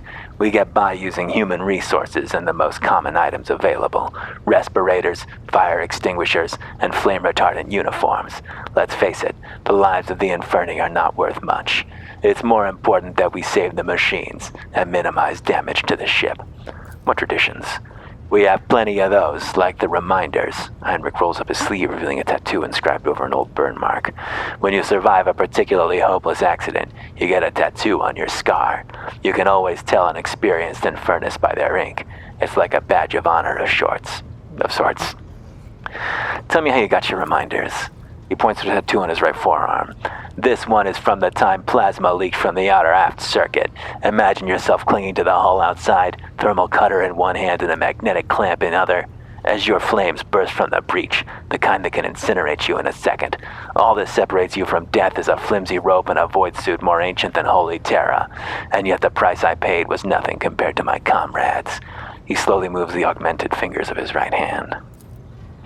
As for this one, the look he directs with his left hand is full of bitterness. I got this one in the ammo depot where my wife Elsinora died. There was a fire, and the flames were getting close to the ammunition. And I don't mean autogun rounds. These were macro cannon shells. We put out the fire as best we could, but we were losing. Suddenly, Elsie took my hand, kissed me, and then ran straight into the blaze and activated the emergency blast door. We stayed outside while she vented the compartment. He gives a tender smile, gazing at the smoke. It was quite a story. Sorry for your loss, Heinrich.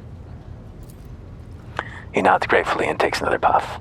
I've learned all I need. What shall we talk about? That is enough for now, Heinrich. Never let your fire go out, Lord Captain. I mean, no, he hurriedly waves his hands. That's just a stupid little Gildan joke. Seriously, if you see an infernus next to a naked flame, run. Lots of dialogue. Cassia. Vesper. Cassia offers us a reserved smile and waves at us in greeting. Words cannot describe how boring the bridge is without our stimulating conversations. Tell me about yourself. I am part of House Orsilio, an ancient dynasty of the Navis Nobilitae. Since time immemorial, our family has served to advance knowledge, pushing at the boundaries of the dark unknown. The Starway Atlas contains 2,843 routes that chart the sectors of the Segmentum Obscurus and reach all the way from the Coronis Expanse to Holy Terra. Navigators identify so strongly with their house. It must be difficult for you not to be able to lean on your elders, but you have my word that I will look after you. You will? Cassia blinks in surprise and becomes pensive. That would be most appreciated, Lord Captain. So you've never lived anywhere other than Oirak 5? Hardly. According to the chronicles of the house, I was born on one of the Orsilio worlds, what was it? She absent-mindedly rubs her temple. Please forgive me, Lord Captain. My childhood memories are too vague. Sometimes I dream about the colorful birds that built their nest in the garden, or the servants dressed in purple livery, or the blue fog that rolled over the lowlands behind the palace. But everything is covered in a rosy haze. Perhaps it is my imagination, not my memory, that is painting these pictures. Tell me about your life on the station. My stay on the station was wholly dedicated to preparing me for my future duty. Astromancy, astrography, numerology, the histories of the houses in the Imperium, as well as the other disciplines. For many years, dozens of instructors tirelessly prepared me for my destiny. And once a year, Great Regent Aronto would come to the station. He would entrust his beautiful vessel to my command, so that I could master the practical aspect of our art as well. Did you have friends? Someone you could turn to for simple conversation, not a discussion of yet another lecture? She blinks in surprise, obviously taken aback by the question. The Regent gave me a bird from a sunlit planet once. I tried to befriend it and make it sing, but for some reason it refused and died soon after. The instructors were too respectful of my duty to my house to waste precious time on idle chatter. Aside from them, there were only servants on the station, and you know they have their vocal cords removed so they cannot break their vow of silence. And since the subject has been breached, Lord Captain, why do you not follow this honor tradition? Your decks are so garish. Apologies, I meant noisy. The rabble don't just chatter, they sometimes shout and even sing. Why do you allow such a lack of restraint? Rogue traders are highborn, are they not? You may find this difficult to believe, but the practice of depriving servants of their voice is not particularly widespread outside of House Orsilio. She frowns guiltily. Please forgive me, Lord Captain. I was sure it was a sacred tradition made sacrosanct by the ancient vows of obedience. I expect more surprises will await for me outside the walls of Oirak 5. Your third eye. Do you always conceal it? She nods slowly. The navigator's open eye is baneful to whoever the warp's ruinous shine falls upon, and therefore it is a symbol of our power. We are the guiding stars of humanity, found worthy of an uncommon gift, and one of the duties that we bear is to guard our eye even from wayward glances that may bear evil. Besides, she hesitates a few seconds and looks away, I am aware that lesser servants of the Imperium may find our appearance repulsive. The navigator gene twists the features the rabble are used to seeing, and the magnificence of our role cannot be grasped by their feeble minds. You do not look repulsive, Cassia. Perhaps my appearance does not terrify you right now, but this will not always be so. The navigator gene is unstable. My body is going to change over time, and only the God Emperor knows exactly how. In genuine terror, Cassia presses fingertips to her lips, as if belatedly trying to stop the words from tumbling out. What does it feel like to guide the ship through the warp? It may be difficult to describe.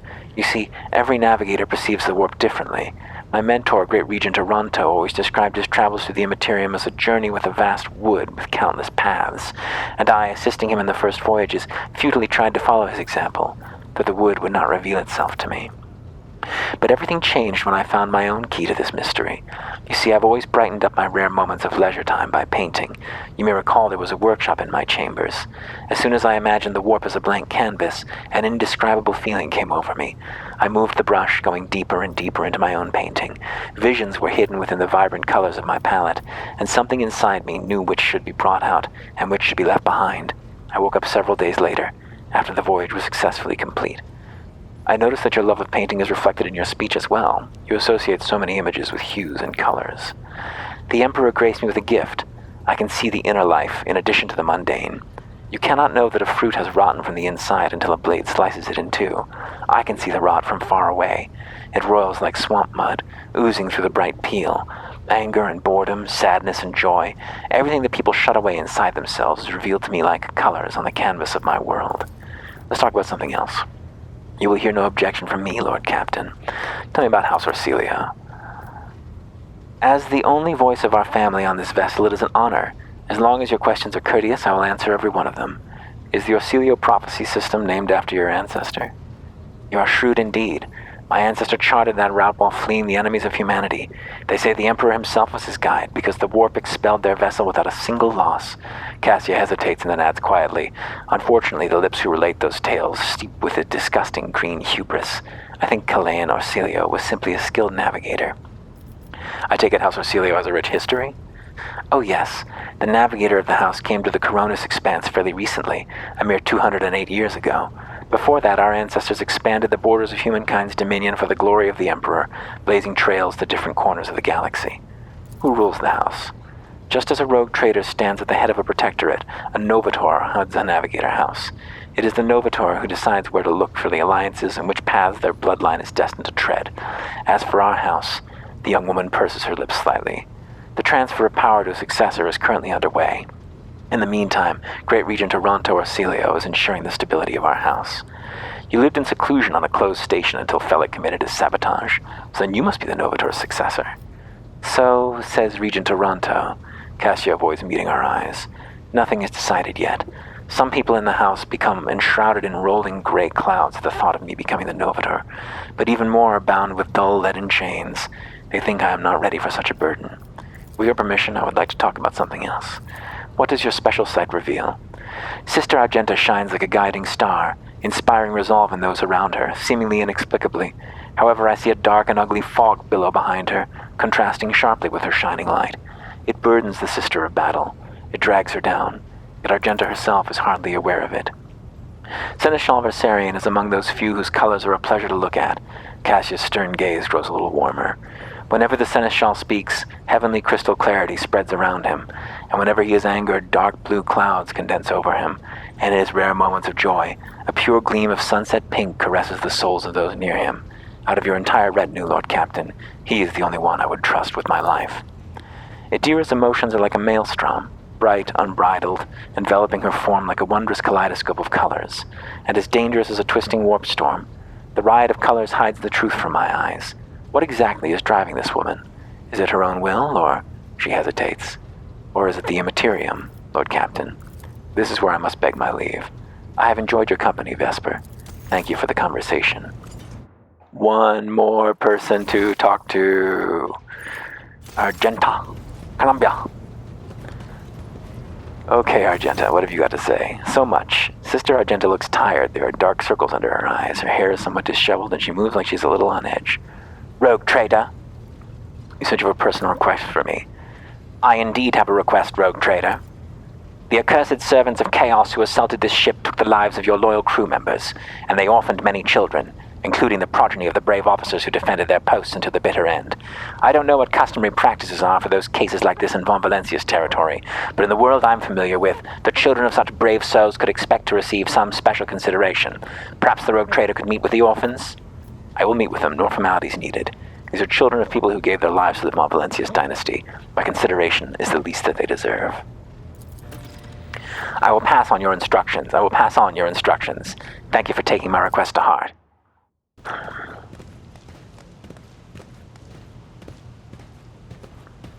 Trot, trot, trot.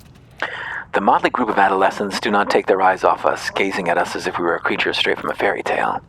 Our indefatigable sister has been keeping an eye on these pups. Abelard glances at the gathered children. It is hardly the Scola Progenium in here, but we have provided the orphans on our ship with adequate care and instruction. Argenta is standing to the side of the group. At our approach, she perks up and announces, her voice ringing. Brave ones, the master of this ship has appeared before you, the one who guides it through the darkness of the universe by the Emperor's will. Greet your Lord Captain, the rogue trader of House von Valencius.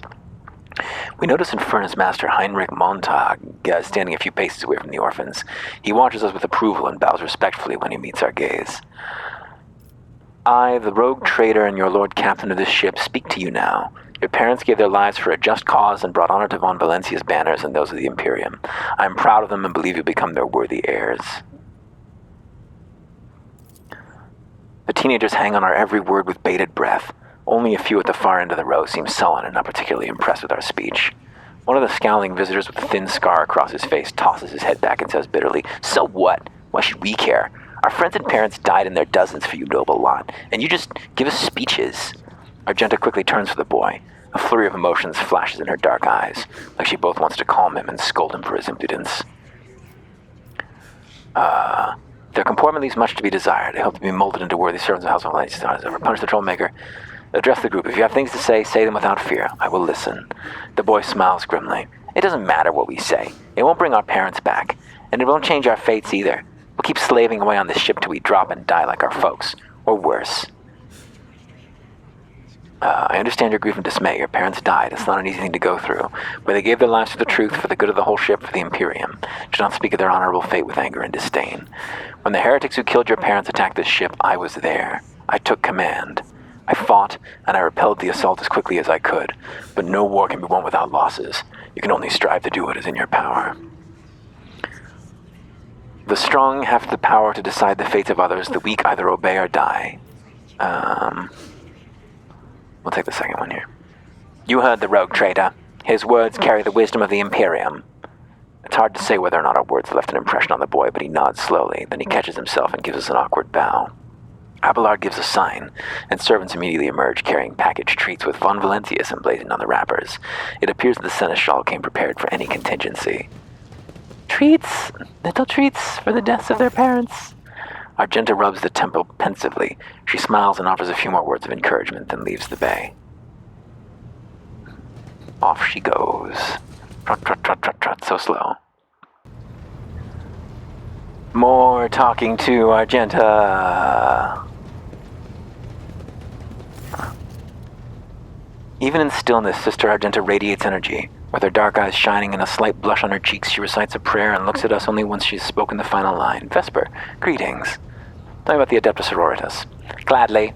There are none more faithful to the God Emperor than we sisters. We fight against his enemies by the will of the Holy Ecclesiarchy. She interrupts herself and snorts. I beg your pardon, rogue trader.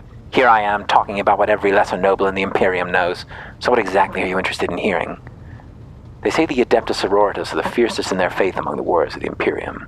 Is it true? It is. The Sisters of Battle are a fire lit by the God Emperor. They are the echo of his voice that travels through the dark expanses of the universe. We bring his wrath to heretics, mutants, and other enemies of humanity. We protect the faithful from the unholy and the unhallowed, sometimes with words, more often than not, with a bolter. Are all sisters truly as faultless as you say? Even the novices of the Adeptus Sororitas are drawn from among the most worthy. Those who have taken their vows and become a full-fledged sister are the best of the best, tested by trials of body and spirit. Yes, there have been cases where a sister stumbled or showed weakness, but do not expect to hear a story of depravity or downfall from me. Each such occurrence is a great tragedy for us all. Light cannot bear the smallest speck of darkness within, and thus those who have trespassed or shown weakness of spirit are given a chance at redemption. They are called Sisters Repentia, and may the enemy tremble before her, for nothing can stop a sister of battle who yearns to be cleansed of fault and weakness. Wearing nothing but robes, no armor, eviscerator in hand, these sisters who have once faltered find repentance on the battlefield. Their lives are seldom long, but a death in the name of purgation is better fate than to live with a shadow on one's soul. What order are you from? Once I had completed my novitiate, I was sent to the Calixian branch of the Order of our Martyred Lady, assigned to the Order of Pronatus. The Order's mission is vital and noble. The Sisters Pronatus protect great relics of the Imperium. We guard them, preserve them, escort them when they are brought onto the battlefield, or presented for pilgrims to venerate.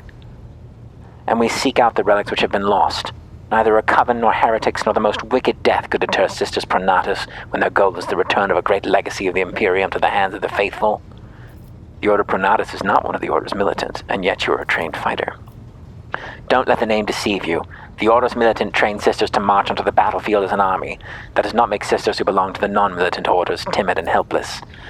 Both the Solace Bringers Sisters Hospitalier and the Enlightened Sisters Dialogus know how to greet enemies of humanity. Their dialogue with heretics is usually quite short, with the last word being a bolter discharge.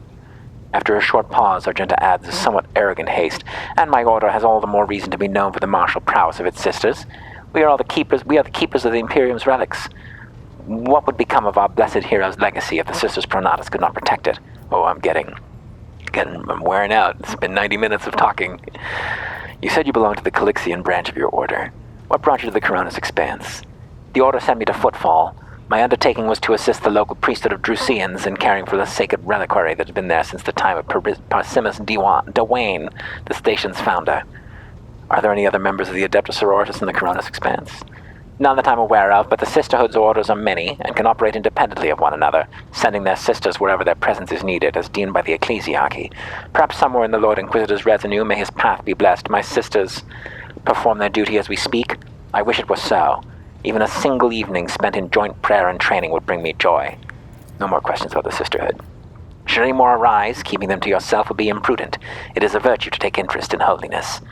"Tell me about yourself." "About me?" She looks surprised. "I am the Emperor's daughter and his servant. What else is there to tell about me?" "How'd you end up on Theodore's ship?" Her expression darkens visibly.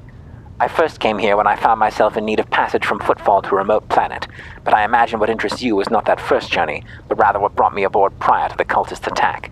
That story is complicated. It just so happens that She stops short. "I made a mistake. In a moment of laxity, I was ambushed by the accursed followers of the archenemy. I was badly wounded.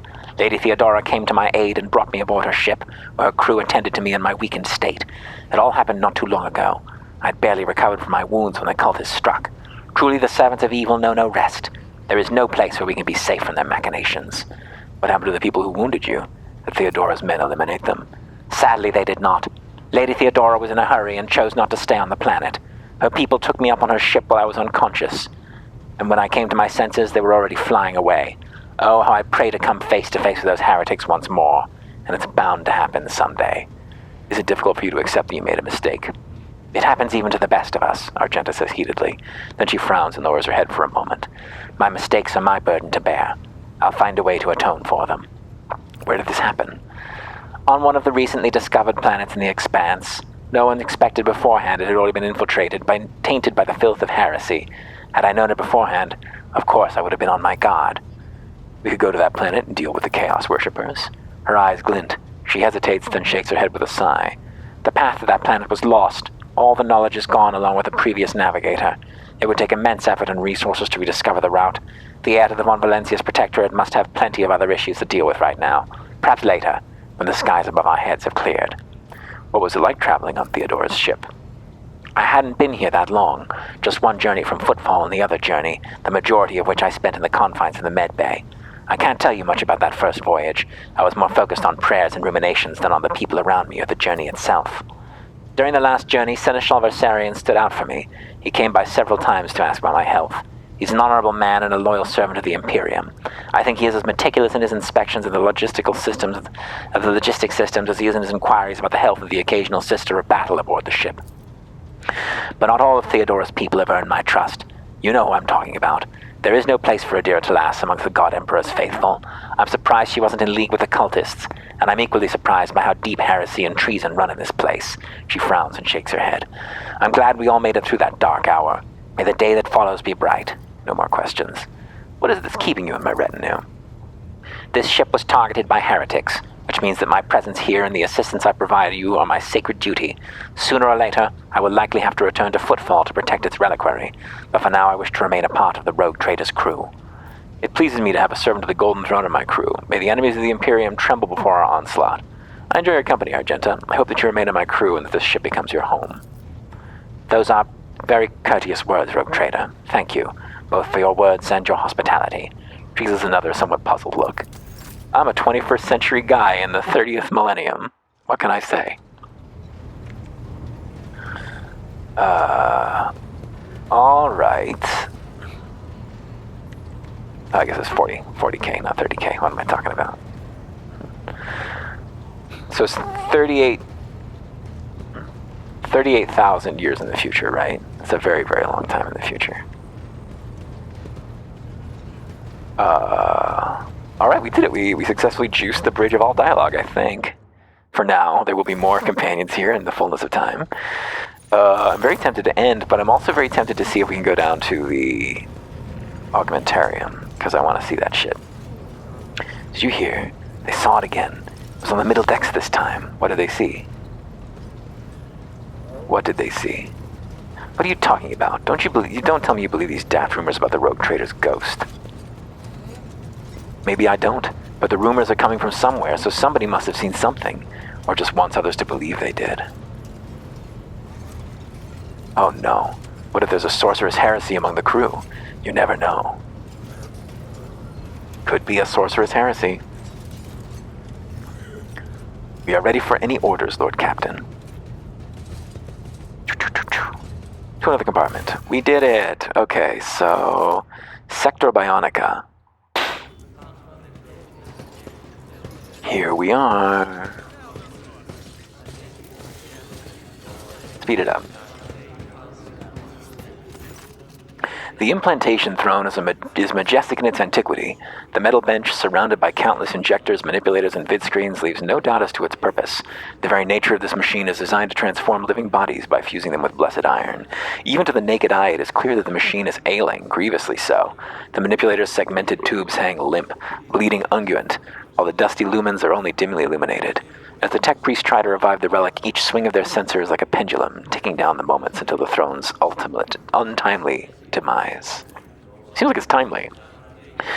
Your Lordship, thank you for gracing the Sector Bionica with your presence. You're already acquainted with the Drowsemaster Zira Talar. It is she who has been tended to the ancient relic. She is here to convey the wretchedness of our present position. Zira, the tech priest slowly extends her mechadendrites, twisting them in an intricate gesture of greeting. Lord Captain, the blessed machine spirit that dwells within the throne is fading. I and many grieving tech priests have been performing unending sacraments of tech healing and prayers of operational benediction on this shrine, but even our devotions are merely staving off the inevitable. This throne is a creation of the Omnissiah made centuries ago.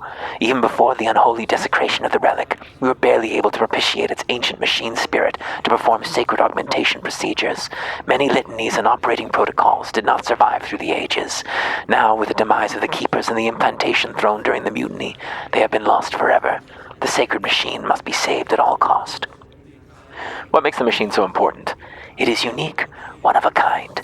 The tech priest's optical augments flash, and surprising fervor creeps into her voice. In the Logis Annals of the Adeptus Mechanicus, this throne is identified as a shrine capable of autonomous augmentation rituals. Its loss is unacceptable, and any condoning of it is sacrilege. In addition, only the rogue trader or persons authorized by the rogue trader may use it. It is an invaluable investment in your longevity and bodily integrity. How are the relics damaged? The High Factotum clears his throat and grimaces. During the uprising instigated by the rebellious Master of Whispers, the Sector Bionica was besieged. The Genitors and Medicae officers heroically defended the throne, but eventually the rebels broke through. Most of the defenders fell in the battle, and many machines were lost or damaged. Many were able to be restored, but the throne was particularly badly damaged. What sacraments can the throne perform? The shrine is capable of autonomously healing flesh and blessing it with augmentations under the supervision of a knowledgeable genitor. Complex procedures can be performed with unimaginable speed and precision, and stimulants administered in the required proportions and combinations. It is a true miracle of the Omnissiah. And how do we save it? Only a servant of the machine god endowed with the high rank of Genitor Extremis, versed in all the necessary rituals, and learned in the mystical currents of the motive force, can perform the reparative sacraments and reanimate this mechanism. The only place where one might find such a servant is on the cloistered station of Alter Templum Calixis X-17. To the best of my knowledge, the cloister Mistress Talar is referring to is located in the Furibundus system. Its denizens are not well disposed to communicating with the laity, but I am willing to leverage every diplomatic connection I possess to gain audience with the station's clergy. Denrock, I'll rely on your connections.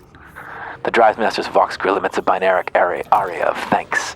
The High Factotum adjusts his monocle with a satisfied look. I thank you for your favor, your lordship. Before you depart the Sector Bionica, I would also like to present you Genitor Majoris Ferenz and Vivisector Jays Martinez. They are currently performing an urgent procedure, and therefore were unable to attend the inspection in person, but I am certain they will receive the rogue trader's visit as a great honor, if you will follow me.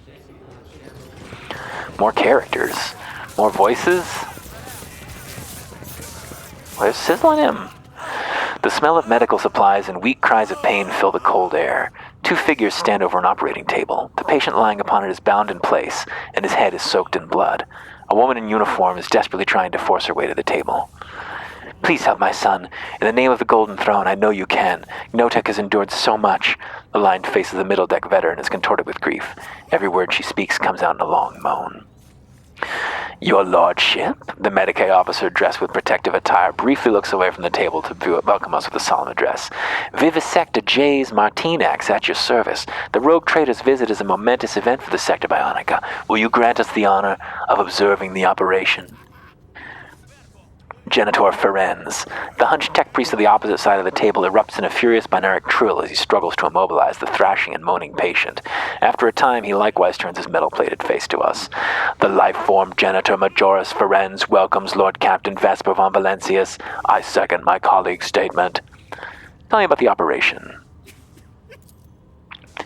Lord Captain, our guiding light, my son Notek, he's injured and dying. I carried him here in my arms on my own so the Shirojins could pull him back from the brink. Please don't leave us.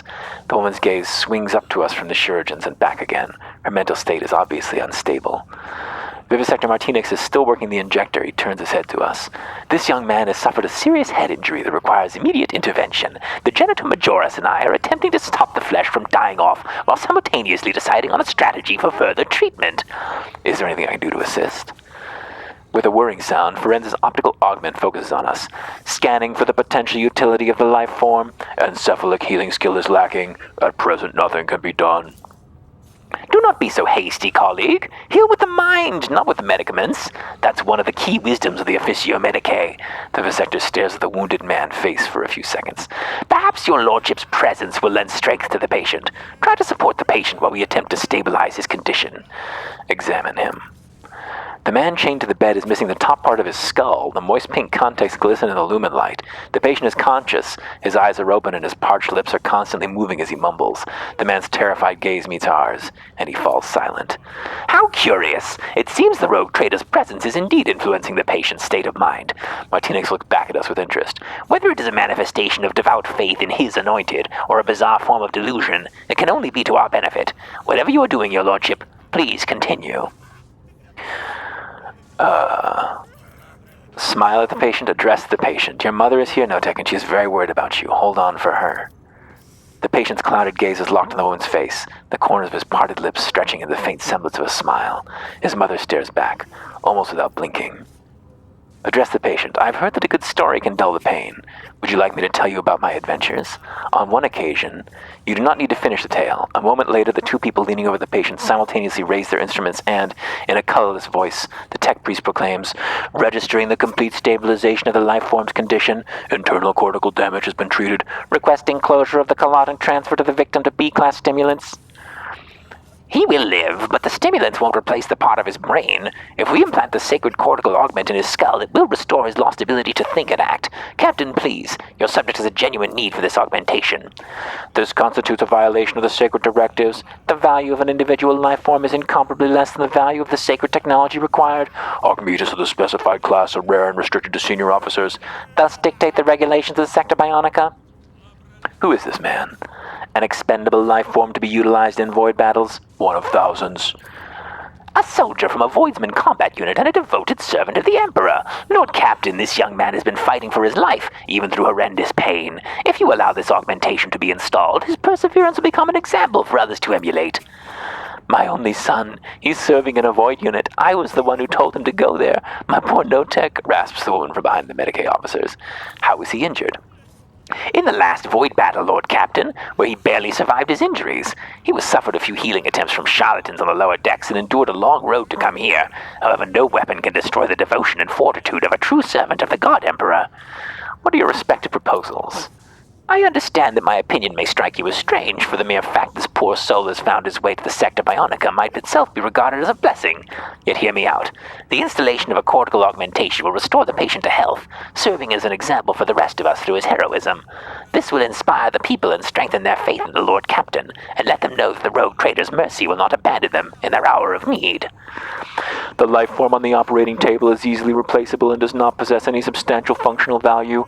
Therefore, installation of the implant would be devoid of sense. Proposing replacement of lost function by means of Class B powder stimulants. The life form will have limited viability and will be gifted an optimal termination period with partial functionality. I've made a decision. Fit the augment. We hear and obey, Lord Captain. Martinax offers us a graceful bow. I will see to the implantation at once. And this esteemed servant of the Omnissiah will assist me in the procedure. The Genitor Majoris' response in Binaric carries a distinct tone of displeasure. Ignoring his colleague's reaction, the vivisector begins inserting thin augmentation spikes into the patient's brain with uncanny precision. Before long, the iron plate of the cortical implant replaces the damaged bone with a resounding crunch. In the silence, we hear the soft sobs of a woman. Notek's mother is weeping helplessly, furiously wiping her eyes with her hand, but now a smile of relief lights up her face. Thank you, your lordship. I will remember your intercession for the rest of my life and pray for your good fortune. Didn't even cost us profit factor, that's a surprise. Thought I was going to be a -1. Let's speed things up. He slide into the recovery shelf. Very nice. Very nice. Oh, and he disappear. Oops. Lord Captain. Wow, we saved a man's life just by saying, don't let him die. So noble. Goods. Steal our own goods from our ship. Just misplaced things, I guess. Greetings, Lord Captain.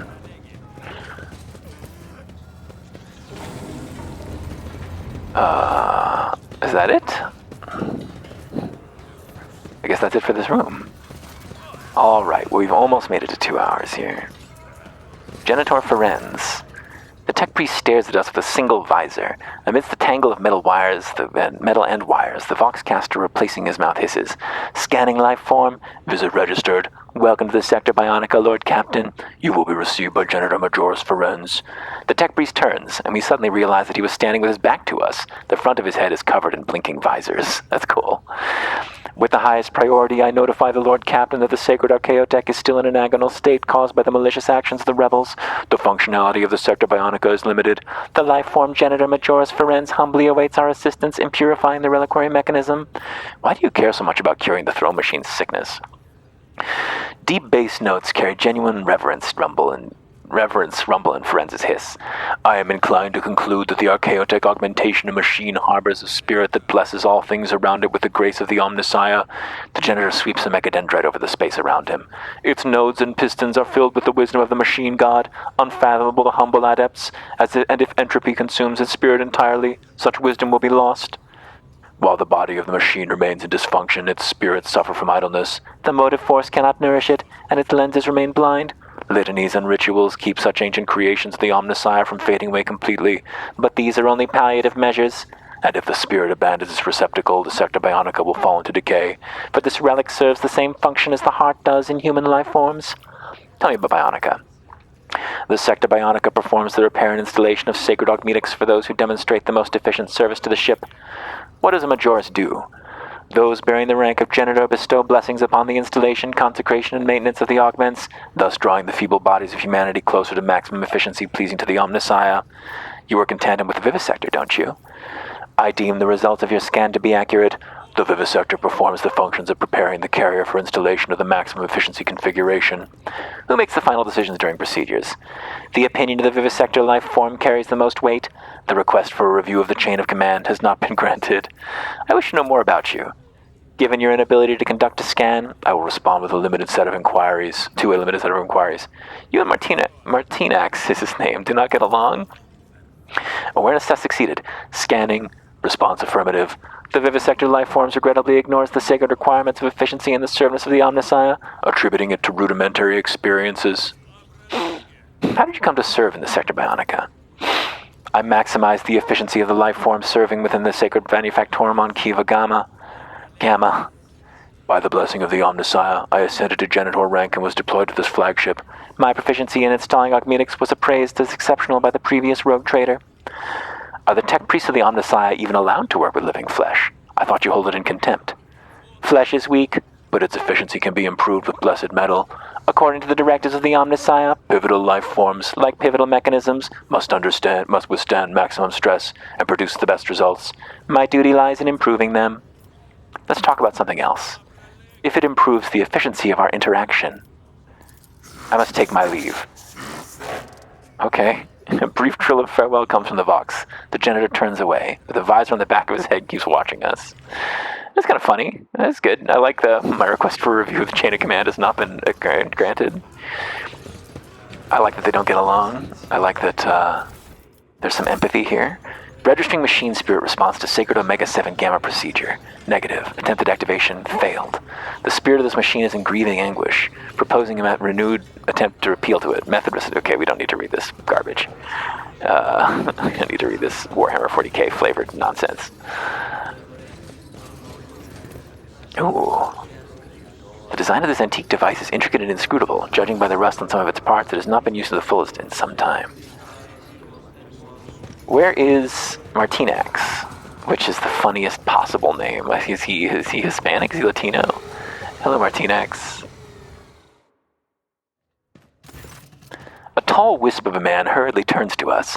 He's wearing an apron covered with dark splotches, and his thin arms are sheathed up to the elbow in medical gloves. Your lordship, I apologize for my appearance. The Medicaid officer bows low.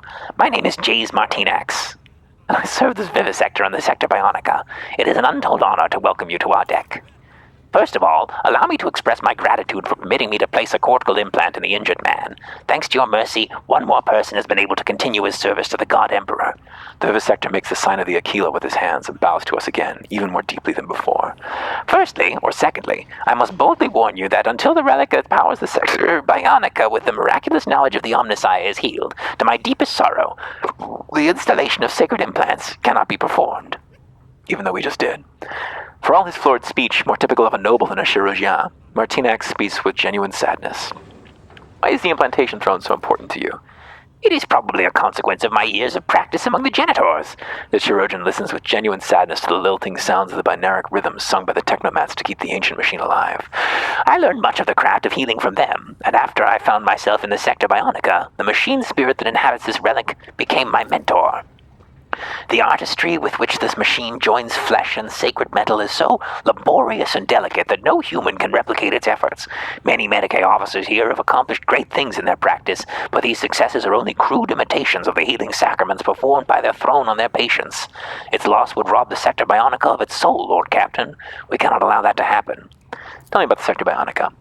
The Sector Bionica is a special part of the Medicaid facility where we employ augmetics and implants to give life back to those who've been irreparably injured. We replace lost organs with consecrated technologies and offer the maimed the chance to serve the God Emperor once more. The Sector's assistants and Medicaid officers report to me, while its tech priests report to Janitor Ferenz. Few vessels can boast a Medicaid concilium of such quality. What does Vivisector do? My primary task is to heal the flesh, Lord Captain. I oversee the processes involved in the workings of the body, and in the case of augmetics, how they are joined to the flesh. You might say I make sure that this metal sacred to the Omnissiah becomes a true extension of the living body. He raises his chin proudly. You work in tandem with the janitor, don't you? That's right. Ferenz is in the business of coaxing machine spirits with the most sophisticated augmetics. Martinex's face twists into a strange expression. Who makes the final decisions? I am in charge of the Sector Bionica. I do not mean to belittle the servants of the Adeptus Mechanicus in general, and certainly not Ferenz in particular, but they have much to learn in the Officio Medicae when it comes to healing. Martinex's voice sounds undeniably smug. Tell me more about yourself. I am delighted to have earned your attention, gracious Lord Captain. What exactly do you wish to know? You and Ferenz don't get along? For a second, Martinex's impenetrably friendly tone cracks, and he sighs waspishly. Yes, Lord Captain, sometimes we seriously disagree. Ferenz believes that replacing flesh with iron and receiving the blessing of the Omnissiah is the privilege of the few. I, on the other hand, make no distinction between servants of the God Emperor. Every faithful soul deserves a chance to continue working for the glory of humanity. I'm afraid it's not always easy for Ferenz and I to find a compromise. How'd you come to serve on the flagship? How'd you become a vivisector? I come from a noble line on Janus. Family legend has it that my ancestors knew the secret of the planet's terraforming technology. I, on the other hand, have chosen the path that allows me to transform the person rather than the planet. Advanced terraforming, in a way. Augmentation makes humanity stronger than any phenomenon in nature. Isn't that what the God Emperor wants us to be? Why do the tech priests permit you to work alongside them? Augmetics are their preserve, are they not? An astute observation, Lord Captain. I am proud to tell you that I had the honor of serving alongside members of the Adeptus Mechanicus back on my home planet. Among the tech priests of Janus, or Janus, there are entire divisions headed by genitors. The knowledge of the Officio Medicae was essential during more complicated procedures, for the sacred remit of genitors does not include tending to patients' mortal bodies. That is when an experienced Medicae must be brought into the ritual, and thus we found some common ground. I must stress that the esteemed genitors do not permit me direct access to the machines, since none but themselves are versed in the mysteries of operating them. My purview is limited to the organic aspect. Let's talk about something else. As you say, Lord Captain. Take care of yourself, Lord Captain. Okay, we did it. That's 2 hours. And we solved everything. Everything is solved now, so there's no problems. Should we visit some of these other locations, though? The Void Ship Shrine and the Astropathic Chapel. Is there something to be found there? Yeah, all the same party members. I've only got so many. Let's go ahead and save and end the video here, though. See you soon.